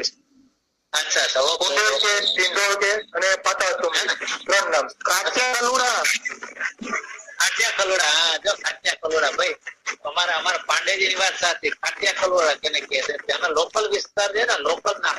ઇથનો બોટની ની અંદર, ઇથનો મેડિસિનલ ની અંદર લોકલ નામ બહુ અગત્યની વસ્તુ છે. એટલે એ બહુ જાણવી જરૂરી છે. કાચિયા કલોડા તમે કોણ તો જે વનસ્પતિ ત્યાં તમને કોઈ બતાવે, નહીતર કોઈ લોકલ વ્યક્તિ તમને વસ્તુ બતાવે નહીં. એટલે લોકલ નામનું બહુ મહત્વ છે ત્યાં. અને ખાસ એ કહેવાનું છે આ સિરોપેજિયા ઓડોરાટા પાંડેજી, બરોબર ને? હા સર. સિરોપેજિયા ઓડોરાટા જે છે ને એ ઓડોરાટા અમે SK Patel, doctor SK Patel ની ટીમ, એટલે અમારી ટીમ, એ બધી ટીમે ભેગા થઈ અને ત્યાં સિરોપેજિયા ઓડોરાટા અમે શોધી કાઢી છે. પાવાગઢની અંદર 50 વર્ષ પહેલા નાશ થયેલી એવી કોઈ વાત હતી, આપણે સાબરકાંઠાની અંદર જીવંત થઈ છે. એ આપણા માટે બહુ સારી વાત છે. અને અમે એનું લોકેશન જે છે એ સાબરકાંઠાની અંદર અમે ઓબ્ઝર્વ કરેલું છે. તો એનું પબ્લિકેશન પણ થયેલું છે. એટલે આપણા માટે સારી વાત છે કે આવી રેર વનસ્પતિઓ જે થઈ ગઈ છે, લુપ્ત થઈ ગઈ છે, એ પણ હવે આપણને દેખાય દે છે, જોવા મળે છે. તો આવી બધી વાત છે. હવે મિત્રો મને લાગે છે થોડું ઘણું હવે આગળ કઈ કામ ચાલશે ને, કારણ કે પેલું હેંગ થઈ ગયું છે. એટલે આપણે ડિસ્કશનમાં મિતલિયા સાહેબ જઈએ તો કઈ આપણને વાંધો નથી. હા બસ પ્રશ્નોત્તરી માટે જઈએ. સાહેબ ખૂબ આભાર આપનો. થેન્ક સરસ માહિતી આપી. આપનો બધાનો ખાસ આભાર. કનુભાઈ નમસ્કાર. હું તો થોડો મોડેથી જોડાઈ ગયો છું, બહારગામ છું, પણ આપણે જેમ માણસોની દવા માટે જેમ ઓર્થોપેડિક હોય કે ચાઇલ્ડ સ્પેશિયાલિસ્ટ હોય કે સ્કિન સ્પેશિયાલિસ્ટ હોય, વેટરનરી ડોક્ટર હોય, એમાં આદિવાસી આપણે જે વિસ્તારોમાં ફરતા અને જે ભગતો કે વૈદ્યો કે ઓઝાઓ જે મળતા એમાં સ્પેશિયાલિસ્ટ હતા. કોઈ ચામડીના સ્પેશિયાલિસ્ટ હોય અને આજે પણ છે કે માત્ર હાડકા ભાગી ગયા એની દવા કરતા હોય કે કોઈ સ્ત્રીઓની દવા કરતા હોય. તો મારે એક વાત કહેવી હતી કે આદિવાસી લોકોની જે વૈદ્યો છે એમની પણ થોડીક મુશ્કેલીઓ છે, પ્રશ્નો છે. મોટે ભાગે આપણા વક્તવ્યમાં ઉલ્લેખ કરેલો છે કે દૂર સુધી જવું પડે છે, અમુક વસ્તુ જલ્દી મળતી નથી. તો હું જ્યાં જોબ કરું છું, ગુજરાત મેડિસિનલ પ્લાન્ટ બોર્ડ એના તરફથી આવી જુદા જુદા આદિવાસી વિસ્તારોમાં શિબિરો ચાલુ કરી હતી અમે, અને એમાં ડેડિયાપાડા અને સોનગઢ માં વૈદ્યોને બોલાવ્યા. એમની શું તકલીફ છે, કઈ સ્પીસીસ મળતી નથી, ખાસ કરીને જે રેર થઈ ગઈ હોય અને એમને મળતી ના હોય, પોતે જંગલમાં ફરતા હોય, એમને ખબર હોય કે આ વસ્તુ હવે મળતી નથી, તો એવી સ્પીસીસ ની નર્સરી પણ અમે તૈયાર કરાવવા જઈ રહ્યા છીએ. એટલે આ થોડુંક કામ નથી મળતું એ દિશામાં થઈ રહ્યા છે. આપે બહુ વક્તવ્યમાં બહુ સરસ બધી માહિતી બધી પ્રસ્તુત કરી છે અને મને પણ મજા આવી, બધા બીજા શ્રોતાઓને દર્શકોને મજા હશે. અને હું અત્યારે દીવ આવેલો પણ ચોક્કસ યાદ રાખ્યું કે ભાસ્કરભાઈ પૂજાની સાહેબના વખતે મારે મિસ કરવું જ નથી અને જૂની બધી સાબરકાંઠાની યાદો પણ તાજી થઈ. Thank you very much. બહુ મજા આવી. બહુ યાદ હશે કનુભાઈ. તમારો સહકાર તો મને એટલો મળ્યો છે કે હું ક્યારેય નહીં ભૂલી શકું. Never I never forget. જી બહુ મજા આવી. અને એ સહકારથી જ આ કામ થઈ શકે એવું છે. એક વ્યક્તિનું કામ પણ નથી. વાત સાચી. જી. ચલો થેન્ક યુ. સમય કાઢ્યો એ માટે. ચલો હવે બીજા કોઈ પ્રશ્ન હોય તો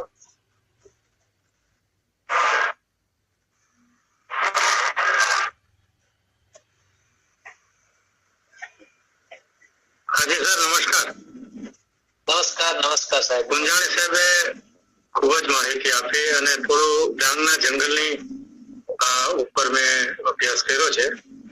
40 વર્ષથી એમાં કામ કરું છું. થોડી પીએચડી બી કરી છે. ત્યાં આપે જે શબ્દ વાપર્યો ને કે આદિવાસી વિસ્તારમાં પ્રાથમિક સારવાર કરી શકે એમ છે લોકો, પણ હું તો એમ કહું કે જગતના અત્યંત કઠણ ન મટે એવા અને અનેક દર્દોની દવા ત્યાં છે. અને સાહેબે જે કનુભાઈ યોગીએ વાત કરી એમ ત્યાં પણ છે ને એક હાડકાના સ્પેશિયાલિસ્ટ પાસે ગયો, એટલે નીચે બધા બેઠેલા હતા, પાથરેલા હતા અને મહારાષ્ટ્રના હતા. અને મોરપીંછ હાડકો ભાંગી જાય એટલે એ લોકો ઉધાળાનું મૂળિયું ઘસે એટલે ચીકાશ આવે, નદીમાંથી માટી લઈ આવે સફેદ અને લગાડે અને મોરપીંછ રાખે. મોરપીંછ એટલે હું પછી ખ્યાલ આવ્યો કે મોરપીંછ એન્ટીબેક્ટેરિયલ ને એન્ટીવાયરલ ના ગુણ છે, એટલે એમાં લગભગ તાંબુ પણ છે. અને એવી રીતે જે બળદ ને કે કઈ સમકો આવી જાય અથવા તો એને પેલું થાય તો જે ખાખરો આવે એમાં જંગલીયો ખાખરો આવે એની ઉપરથી પસાર કરાવે એટલે એને રોગ મટી. એટલે જે કોકડા મરઘા જે છે એમાં મરઘીનો રોગ આવે તો એને બેડાનું પાણી અને ઊંઘસાડી કે લોકો એટલે આપણે અમર એને ચૂંદીને નાખી દઈએ મરઘાનો વધકાનો રોગ મટી. સાહેબ મેં એવા રોગ જોયા છે કે જ્યાં જાનો ભગત છે, આપણે કોઈ ફોટો નથી અહીંયા ચોપડીમાં રાખતું, ત્યાં અગ્રસચિવ નંદાજીએ અને બીજા અગ્રસચિવ નું નામ નહીં લઉં પણ એ બેન ત્યાં ડેપ્યુટી કલેક્ટર હતા અને એ વખતે કહેવાય કે બહુ ડિટેલ નહીં જવું પણ એને બાળકોની દવા આપી. એ બાળકો ત્યાં એને ત્યાં આપવાના બસ સ્ટેન્ડ ની બાજુમાં રૂમ લઈ આપ્યો અને અત્યારે ત્યાં નરેન્દ્ર મોદી થી માંડીને બીજા આપણા બેન જે મુખ્યમંત્રી હતા એ અને 3-4 રાજ્યપાલ સાથે તેની મુલાકાતના ફોટા છે. અને એની મૂર્તિ બનાવી જાનુ ભગત.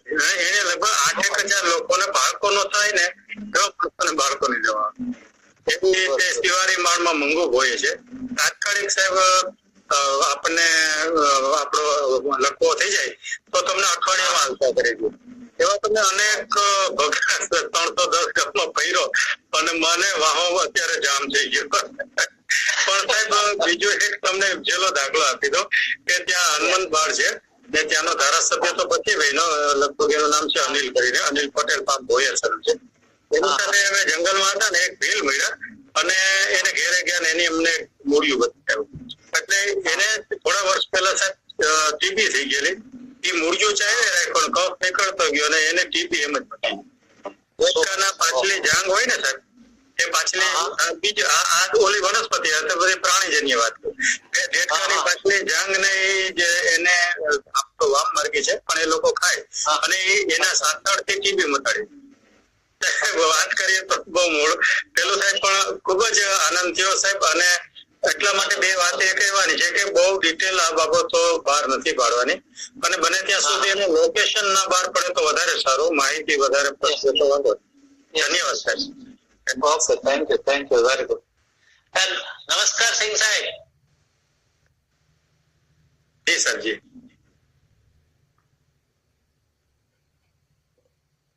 ધ્રુજ સાહેબ નમસ્કાર.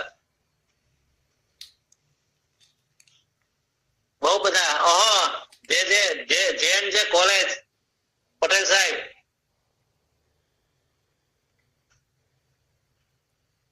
બધા મિત્રો ખરેખર બહુ સરસ મજા આવી. ઘણા બધા વિદ્યાર્થીઓ જોડાયેલ છે, ઘણા બધા પોડકાસ્ટ જોડાયેલ અને જનરલ 100 પહોંચી ગયા હતા, 100 તો પહોંચી ગયા હતા. અત્યારે 66 જેટલા છે. અચ્છા. ના પણ બધા સાહેબો અને વડીલો અને ઓફિસર્સ ને બધા ફોરેસ્ટ ઓફિસર પણ આપણી સાથે છે. આપણા માટે રૂડું કામ છે કે તેઓએ આપણી જે વાત છે એમના દિલ સુધી પહોંચેલી છે. એટલે ભવિષ્યમાં આપણને ટ્રેડિશનલ નોલેજમાં આપણને કામ મળશે અને કનુભાઈ કહ્યું એ પ્રમાણે આ કામ ચાલી રહ્યું છે. બહુ સારી વાત છે. આજે હવે બીજા કોઈને પ્રશ્ન એના પેટન્ટ ની તૈયારી સરકાર તરફથી કે કોઈ યોગ્ય વ્યક્તિઓ તરફથી થાય તો ઘણું બધું નોંધવા જેવું છે. એની પેટન્ટ અથવા રજીસ્ટ્રેશન કે જેથી આદિવાસીઓના હકો જળવાઈ રહે. યસ બેનિફિટ શેરિંગ વાળો જે પાર્ટ છે ને એ હવે આપણે કરી શકીએ એમ છીએ. પણ આ બધા શું છે કે બધા એક સાથે બધા ભેગા થઈને કામ કરે ને તો શક્ય છે. આમ એક વ્યક્તિનું કામ નથી. સર પ્રમાણે આપણી પાસે બહુ તજજ્ઞો છે સર. હાજી. અને શું છે સરકારે પછી આની અંદર આપણને આગળ લાવે તો શું થાય કે બધા સરકાર અને બિન સરકારી બધા ભેગા થઈને કામ કરે તો ખરેખર એક મોડેલ બને એવું છે ગુજરાતની અંદર આ કામ.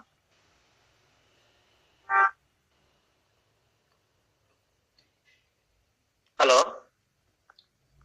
હા બરાબર છે સર. બરાબર. એ દિશામાં હવે આગળ ચાલીશું આપણે. યસ.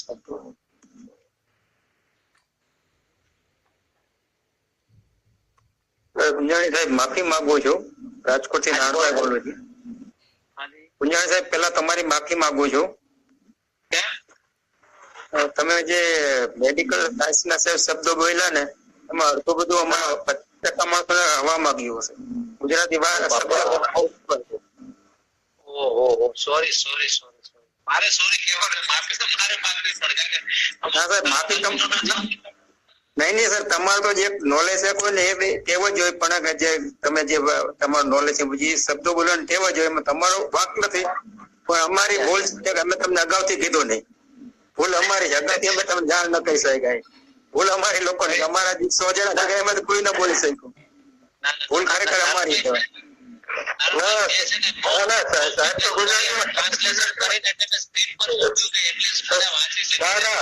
સાહેબ તો ગુજરાતીમાં જ બોલ્યા છે. અમુક ગુજરાતીમાં જ ખાલી વનસ્પતિના નામ જ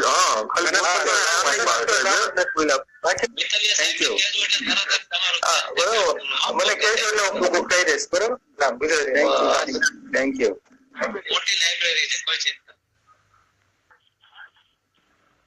સાહેબે ફોટા મૂક્યા હતા અને એના ગ્રુપ ની અંદર ઘણી વખત બોટનિકલ નામ આપે જ છે મેતલિયા સાહેબ. એટલે ફોટા ઉપરથી તમે પાછા એને ટેલી કરી શકશો. ગુજરાતી નામ જોતા હોય તો મળી જશે. મળી જશે. સાચું. Yes sir. પાછું છે થોડો મારે ટાઈમ બી ખૂટતો હશે એટલે હું સેપરેટ નથી મૂકી શકતો, પણ મેં આઈ ટ્રાય માય લેવલ બેસ્ટ કે જેટલું શક્ય એટલું સારું મૂકું અંદર. અને આખી પીપીટી છે એટલે કોઈને શેર કરવી હોય તો તમે કરી શકશો મિત્તલિયા સાહેબ. પીપીટી સાહેબ શક્ય હોય ને તો ગ્રુપમાં મૂકજો પીડીએફ સ્વરૂપે. મૂકી દઈશ ચોક્કસ મૂકી દઈશ. સિંહ સાહેબ નમસ્કાર. હા નમસ્કાર રોહિતભાઈ, નમસ્કાર.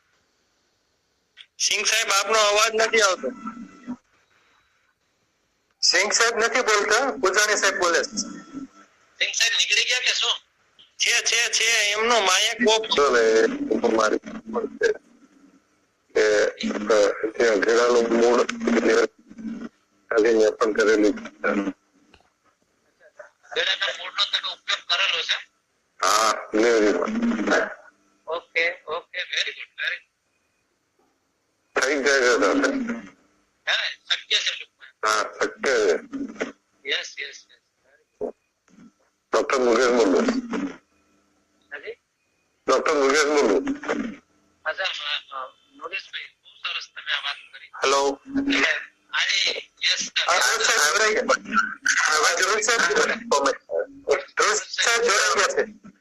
કોમેન્ટ છે આપું છું.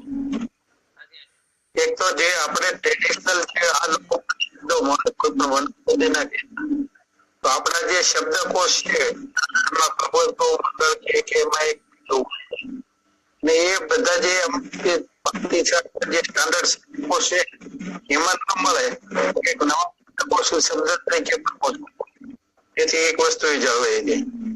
બીજી બાબત એ હતી કે આ જે આપણે આને એટલો પોતની કે જે વસ્તુ ગઈ ખરેખર આ વસ્તુ આવે છે નોલેજ મેનેજમેન્ટમાં. મેનેજમેન્ટમાં એમાં જે ખાસ અગત્યની બાબત છે બેસિક બાબત.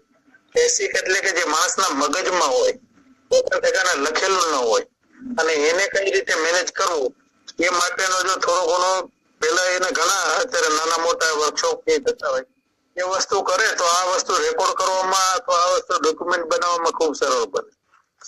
બીજી મોટાભાગની આપણે જે અત્યારે ઇથનોબોટની જે સ્ટડી થયા હોય એની અંદર મેડિસિન તરીકે યુઝ થતા હોય પણ ખરેખર તો નોન ટ્રેડિશનલ વેજીટેબલ એમાં ખાસ કરીને સૌરાષ્ટ્રના જે કોસ્ટલ રિજિયન છે માંગરોળ અને પોરબંદર ને એની અંદર એમાં જે લોકો જે યુઝ કરે છે બીજી વનસ્પતિ એનું ખરેખર ડોક્યુમેન્ટ બનાવવું જોઈએ જેથી કરીને જે અમુક ઋતુની અંદર જે શાકભાજીની જે તાણ પડે છે ત્યારે એ વસ્તુ અવેલેબલ વસ્તુનો પણ ઉપયોગ કરીને લોકો એનો ઉપયોગ કરી શકે.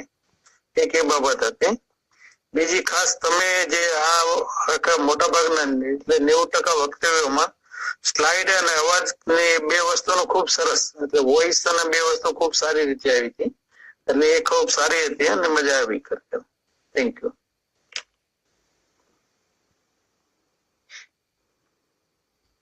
સર ધ્રુવ સાહેબ ની બહુ સાચી વાત છે કે આપણે 1600 કિલોમીટરનો દરિયાકાંઠો છે અને લગભગ સાહેબ અમારે ત્યાં ડિપાર્ટમેન્ટ એક્વેટિક બાયોસાયન્સ છે એટલે લગભગ 750 પ્લાન્ટ દરિયાની અંદર મેંગ્રોવની તો ઘણી બધી વેરાયટી છે 750 પ્લાન્ટ નોંધાયા છે અને કેટલાક મેડિકલ છે અગર અગર છે મેંગ્રોવ છે સીવીડ છે અને એ સિવાયની ઘણી બધી સેવાળ છે જે ન્યુટ્રિયન્સ મેડિસિન પણ બની શકે એમ છે અને ઢોરનો એટલે કે પશુનો આહાર બી બની શકે એવું છે શક્યતાઓ ઘણી છે સાહેબ. ધન્યવાદ.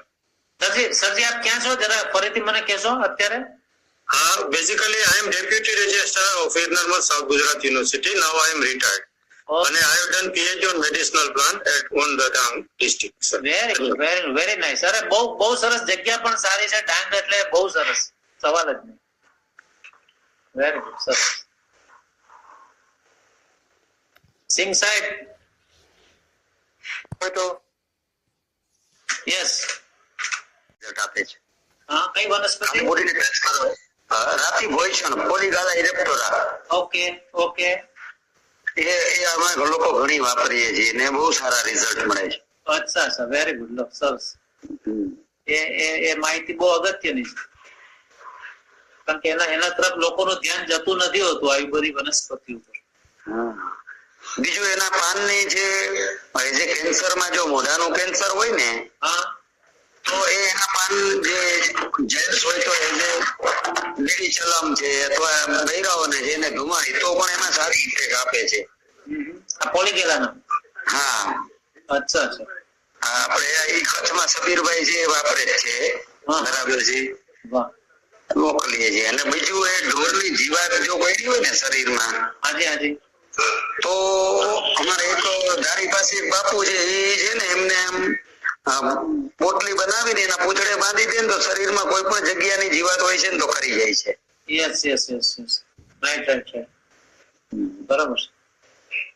એવું મેં પણ મારા રેકોર્ડમાં એક બે વનસ્પતિનું લીધેલું છે. વાત સાચી છે. ખાલી દૂર બાંધી દો ને તો બી એને પીઠમાં ઘા પડ્યો હોય તો બી એ મટી જાય છે. એટલું એની કોન્ટેક્ટ થેરાપી નું એટલું એફિકસી સારી એવી છે. Yes sir. આપણી ઊંધા ફૂલી છે એ પણ એવું કરે કે ચોમાસામાં ઢોરને જે પગમાં ખરીમાં જે ખરવા કે ને હા કરવા મોવા. હા તો એ ખાલી એની ગમણમાં નાખી દે ને તો એની જીવાત ભાગી જાય છે.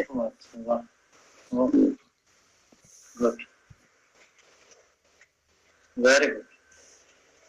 એટલે આવી ઘણી બધી વનસ્પતિઓ તો છે આપણી આજુબાજુ પણ હવે એનું કમ્પાઇલેશન કરીને મૂકે અને પછી એની એફિકસી આપણે જોઈએ તો જ ખ્યાલ આવે કે ખરેખર એ ઉપયોગી છે જ. અને તમે કહ્યું એ પ્રમાણે આ વૈદરાજ જે કયા એ યુઝ કરતા હોય તો એ બી પોઝિટિવ છે આપણા માટે. ખરેખર એની એફિકસી છે એ અગત્યની છે. બરાબર છે. દાંતના દુખાવામાં ખાલી કાંડા ઉપર બાંધી દઈએ ને તો દાંતનો દુખાવો બંધ થઈ જાય છે. શું વાત કરો. ઓહો. હા કોન્ટેક્ટ થેરાપી જ કીધી ને મેં. Yes yes. કોન્ટેક્ટ સંપર્ક પદ્ધતિ. બરોબર. હા હા હા જી જી સર. શું છે કુલદીપ, માથું દુખે છે?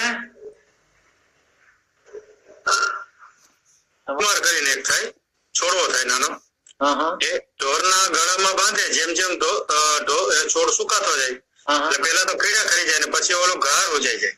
અવાર હોય હા. ત્યાં ઘા હોય અને ડોકે બાંધે એટલે એ લોહીની સાથે સંપર્ક. એવી રીતે નાના બચ્ચા બીમાર હોય તો ભીલામાં આપણને તો ખજવાળ આવે ને પેલું થાય એ લોકો ભીલામાંની પૂરી બનાવે ઓકે. અને એ ડોકમાં બાંધી દે એટલે ઘણી બધી જાતના રોગ નથી થતા. અને તમે જે કમળાની જે વાત કરી ને હાજી હાજી. એ રીતે સત્તાવરીના મૂળિયા અને ગળાના મૂળિયાની માળા પહેરાવે અને ખાસ કરીને એમાં પેલો દોરો લેવો પડે આ સૂતર નો તો માળા લાંબી થતી જાય પીળી થતી જાય ને એ કમળો મટી જાય. પછી હાથમાં ચૂનો લગાડે અને હાથ ઉપર પાણી નાખીને એ ફેરવે અને કાસાના વાસણમાં ધોવે એટલે પીળાશ નીકળી જાય ને 2 દિવસમાં પેલું થાય. અમને તો સાહેબ લગભગ 20-25 કમળાની દવા મળી છે પણ એમાં એક દવા તો એવી છે કે તમે સવારે મહિનાથી હોસ્પિટલમાં હોય અને સવારે તમે 200 ml આપો સાંજ સુધીમાં ખૂટાડે એટલે એ ડોક્ટરે જ આપી દે. બીજે દી ખાવા માંડે 3,500 એસિડિટી હોય કે બિલીરુબિન વધી ગયું હોય 20-25 સુધી રહેતું હોય તો એ અઠવાડિયામાં દોડતો થઈ જાય. પણ એટલે એનું ખાસ કરીને મેં લખ્યું ગવર્મેન્ટને 550 વનસ્પતિ લખી આપી પણ એ બહુ અત્યારે શું છે જ્યાં સુધી એનું કાનૂની ભૂમિકા ના બને ત્યાં સુધી બહાર પાડવી મુશ્કેલ છે. હા એ વાત સાચી. એટલે જ મેં પેલા કહ્યું કે હા છે ઘણું બધું પણ ઉપયોગ કરતા પેલા ધ્યાન રાખજો કોઈ એક્સપર્ટ ને પૂછજો લ્યા નહીતર હેરાન થશો પાછા. ઘણા લોકો પાસે આઈડેન્ટિફાઈ બી ના કરી શકે વનસ્પતિ તોય મુશ્કેલી એ બી છે. એને બદલે પેલા શીખવું પડે સાહેબ કે બાહુ કોણા ગોહો બાપો ક્યાં ગયો બાહુ ડોગરા ચારવા ગોહો બાપો બળદ ચારવા ગયો પેલા શીખવું પડે પછી એને ભેગું રહેવાનું પછી બળદ લઈ દેવાનો કોઈ વાર કે નાની ગાય લઈ દેવાની. ત્યાં તો સાહેબ એટલું બધું ડિટેલ જાણવા મળ્યું કે ત્યાં એક બહુ જાય છે બતાવું ત્યાં ગોદડમાર કરીને પક્ષી થાય. આપણે શિયાળો જાય ને ઉનાળાની વચ્ચે આપણે હોળી આવે ને ત્યારે આપણે અછબડા અને હોળી અછબડા થાય. હવે એ જે માળામાંથી પક્ષીઓ ઉડી જાય ને એનું રૂ છે ને એનો ધુવાડો કરે તો અછબડા મટી જાય. કહેવાય છે કે એના બચ્ચાને પણ અછબડા થાય પેલા ચકલાના કે જે પક્ષીઓના અને એની અંદર એ ક્યાં ઝાડનું પેલું લઈ આવે તો એનાથી એને અછબડા ન થાય. અને આ તો મેં જોયેલું છે એના પ્રયોગ લોકોને કરતા જોયેલા બહુ ડિટેલ એ લોકોનું તો. પણ એ જે રૂ છે એ કોઈ વનસ્પતિ નું હશે ને કોઈ? હા વનસ્પતિ માંથી જે ચકલા જે પક્ષીઓ લઈ આવે ને એને એ પક્ષીનું નામ છે ગોદડમાર અને જે ગોદડમાર એટલે તાવ એ તાવ આવતો એટલે એનો ધુવાડો કરે એટલે 2 દિવસમાં છોકરો રમતું. આવ તો ઘણું બધું એટલું બધું છે કે વાત જવા દો. એટલું બધું સાહિત્ય છે અને લોકો અત્યારે પ્રેક્ટિસ પણ કરે છે. મેં જોયું. સરસ. મિત્તલિયા સાહેબ, હવે બીજું આગળ કઈ ના હોય તો રજા લઈએ કે કઈ કહેવાનું છે? બસ ખૂબ ખૂબ આભાર આપનો. ચલો, થેન્ક યુ.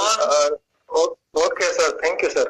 ઓકે, ચલો, નમસ્કાર, આવજો બધા. આવજો સર. પાપડી આવે ને સાહેબ, એવા પાપડી જેવા પાનની વેલી થાય, એ લોકોની ભાષા છે, એ બી મારે ક્યાંય લખેલું છે. એ વેલીનું મૂળિયું ચાવે રાખે અને આપણે ચાવ્યા લોકો ચાવીએ ને તો સાહેબ આપણું ગળું ભળે. એને હલુંદ કે લોકો લખી લો, હલુંદ. એટલે એ ચાવે ને એટલે ગળામાં ભળે. અને જો ખસ કે ટીબી વાળો, સોરી, ખાંસી ટીબી વાળો કે કફ વાળો કે હોય ને એ ચાવે તો એને કઈ ના થાય. અને કફ બરોબર એ મહિનો એક ચાવે ને સાહેબ, ટીબી ક્યાં વહી જાય કોઈ એને ખ્યાલ નહીં આવે. સાચી વાત છે.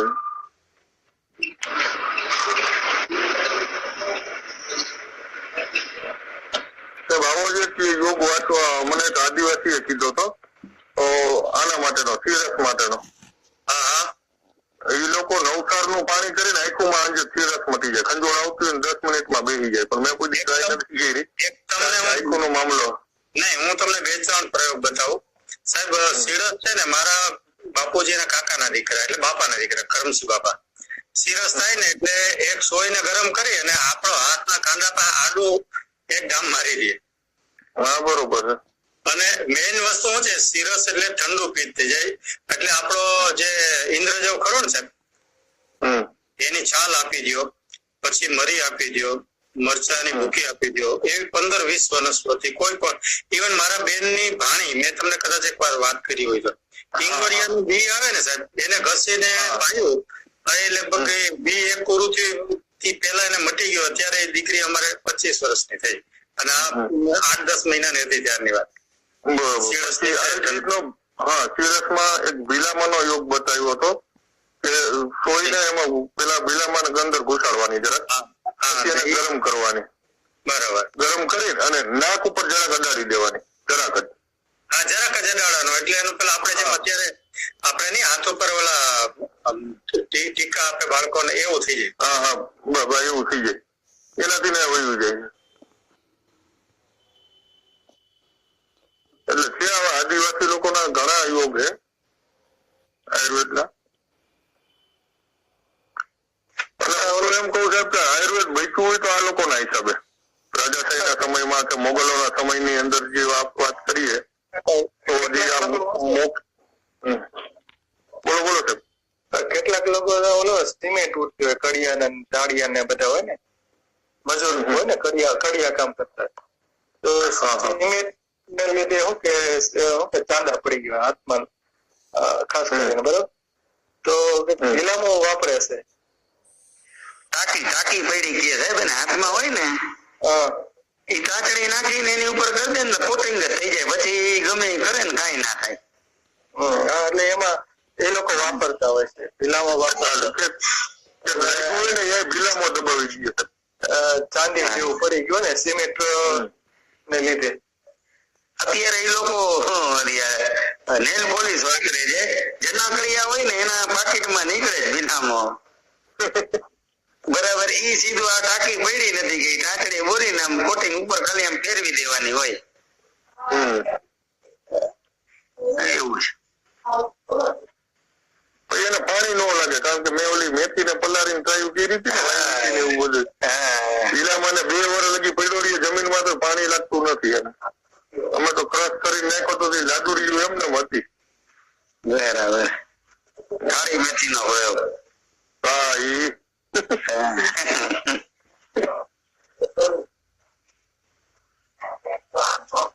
હજી બચારા કેટલાય ગોટે હોય કે કાળી મેથી આવે, કાળા ઘઉં માર્કેટમાં આવ્યા ને કાળી મેથી ને બધું કરવી પડે. એમને ન થાય, કરવી પડે. 3 વખત વાવવી પડે તો કાળી થાય, નકર ન થાય. 3 વખતમાં નથી થતી હો એમ. આમાં યોગમાં એવી રીતના લખ્યું છે કોઈ 3 વખત. નહીં, 4 વખત તો કરેલી પડી છે. અમારું પ્લાનિંગ હતું 7 વખત કરવાનું. બરાબર. ફૂલડામાં થોડીક ડાર્કનેસ આવે, જે દાંડલી હોય ને ફૂલડાની અહીંયા સેજ ડાર્કનેસ આવે છે. બરાબર.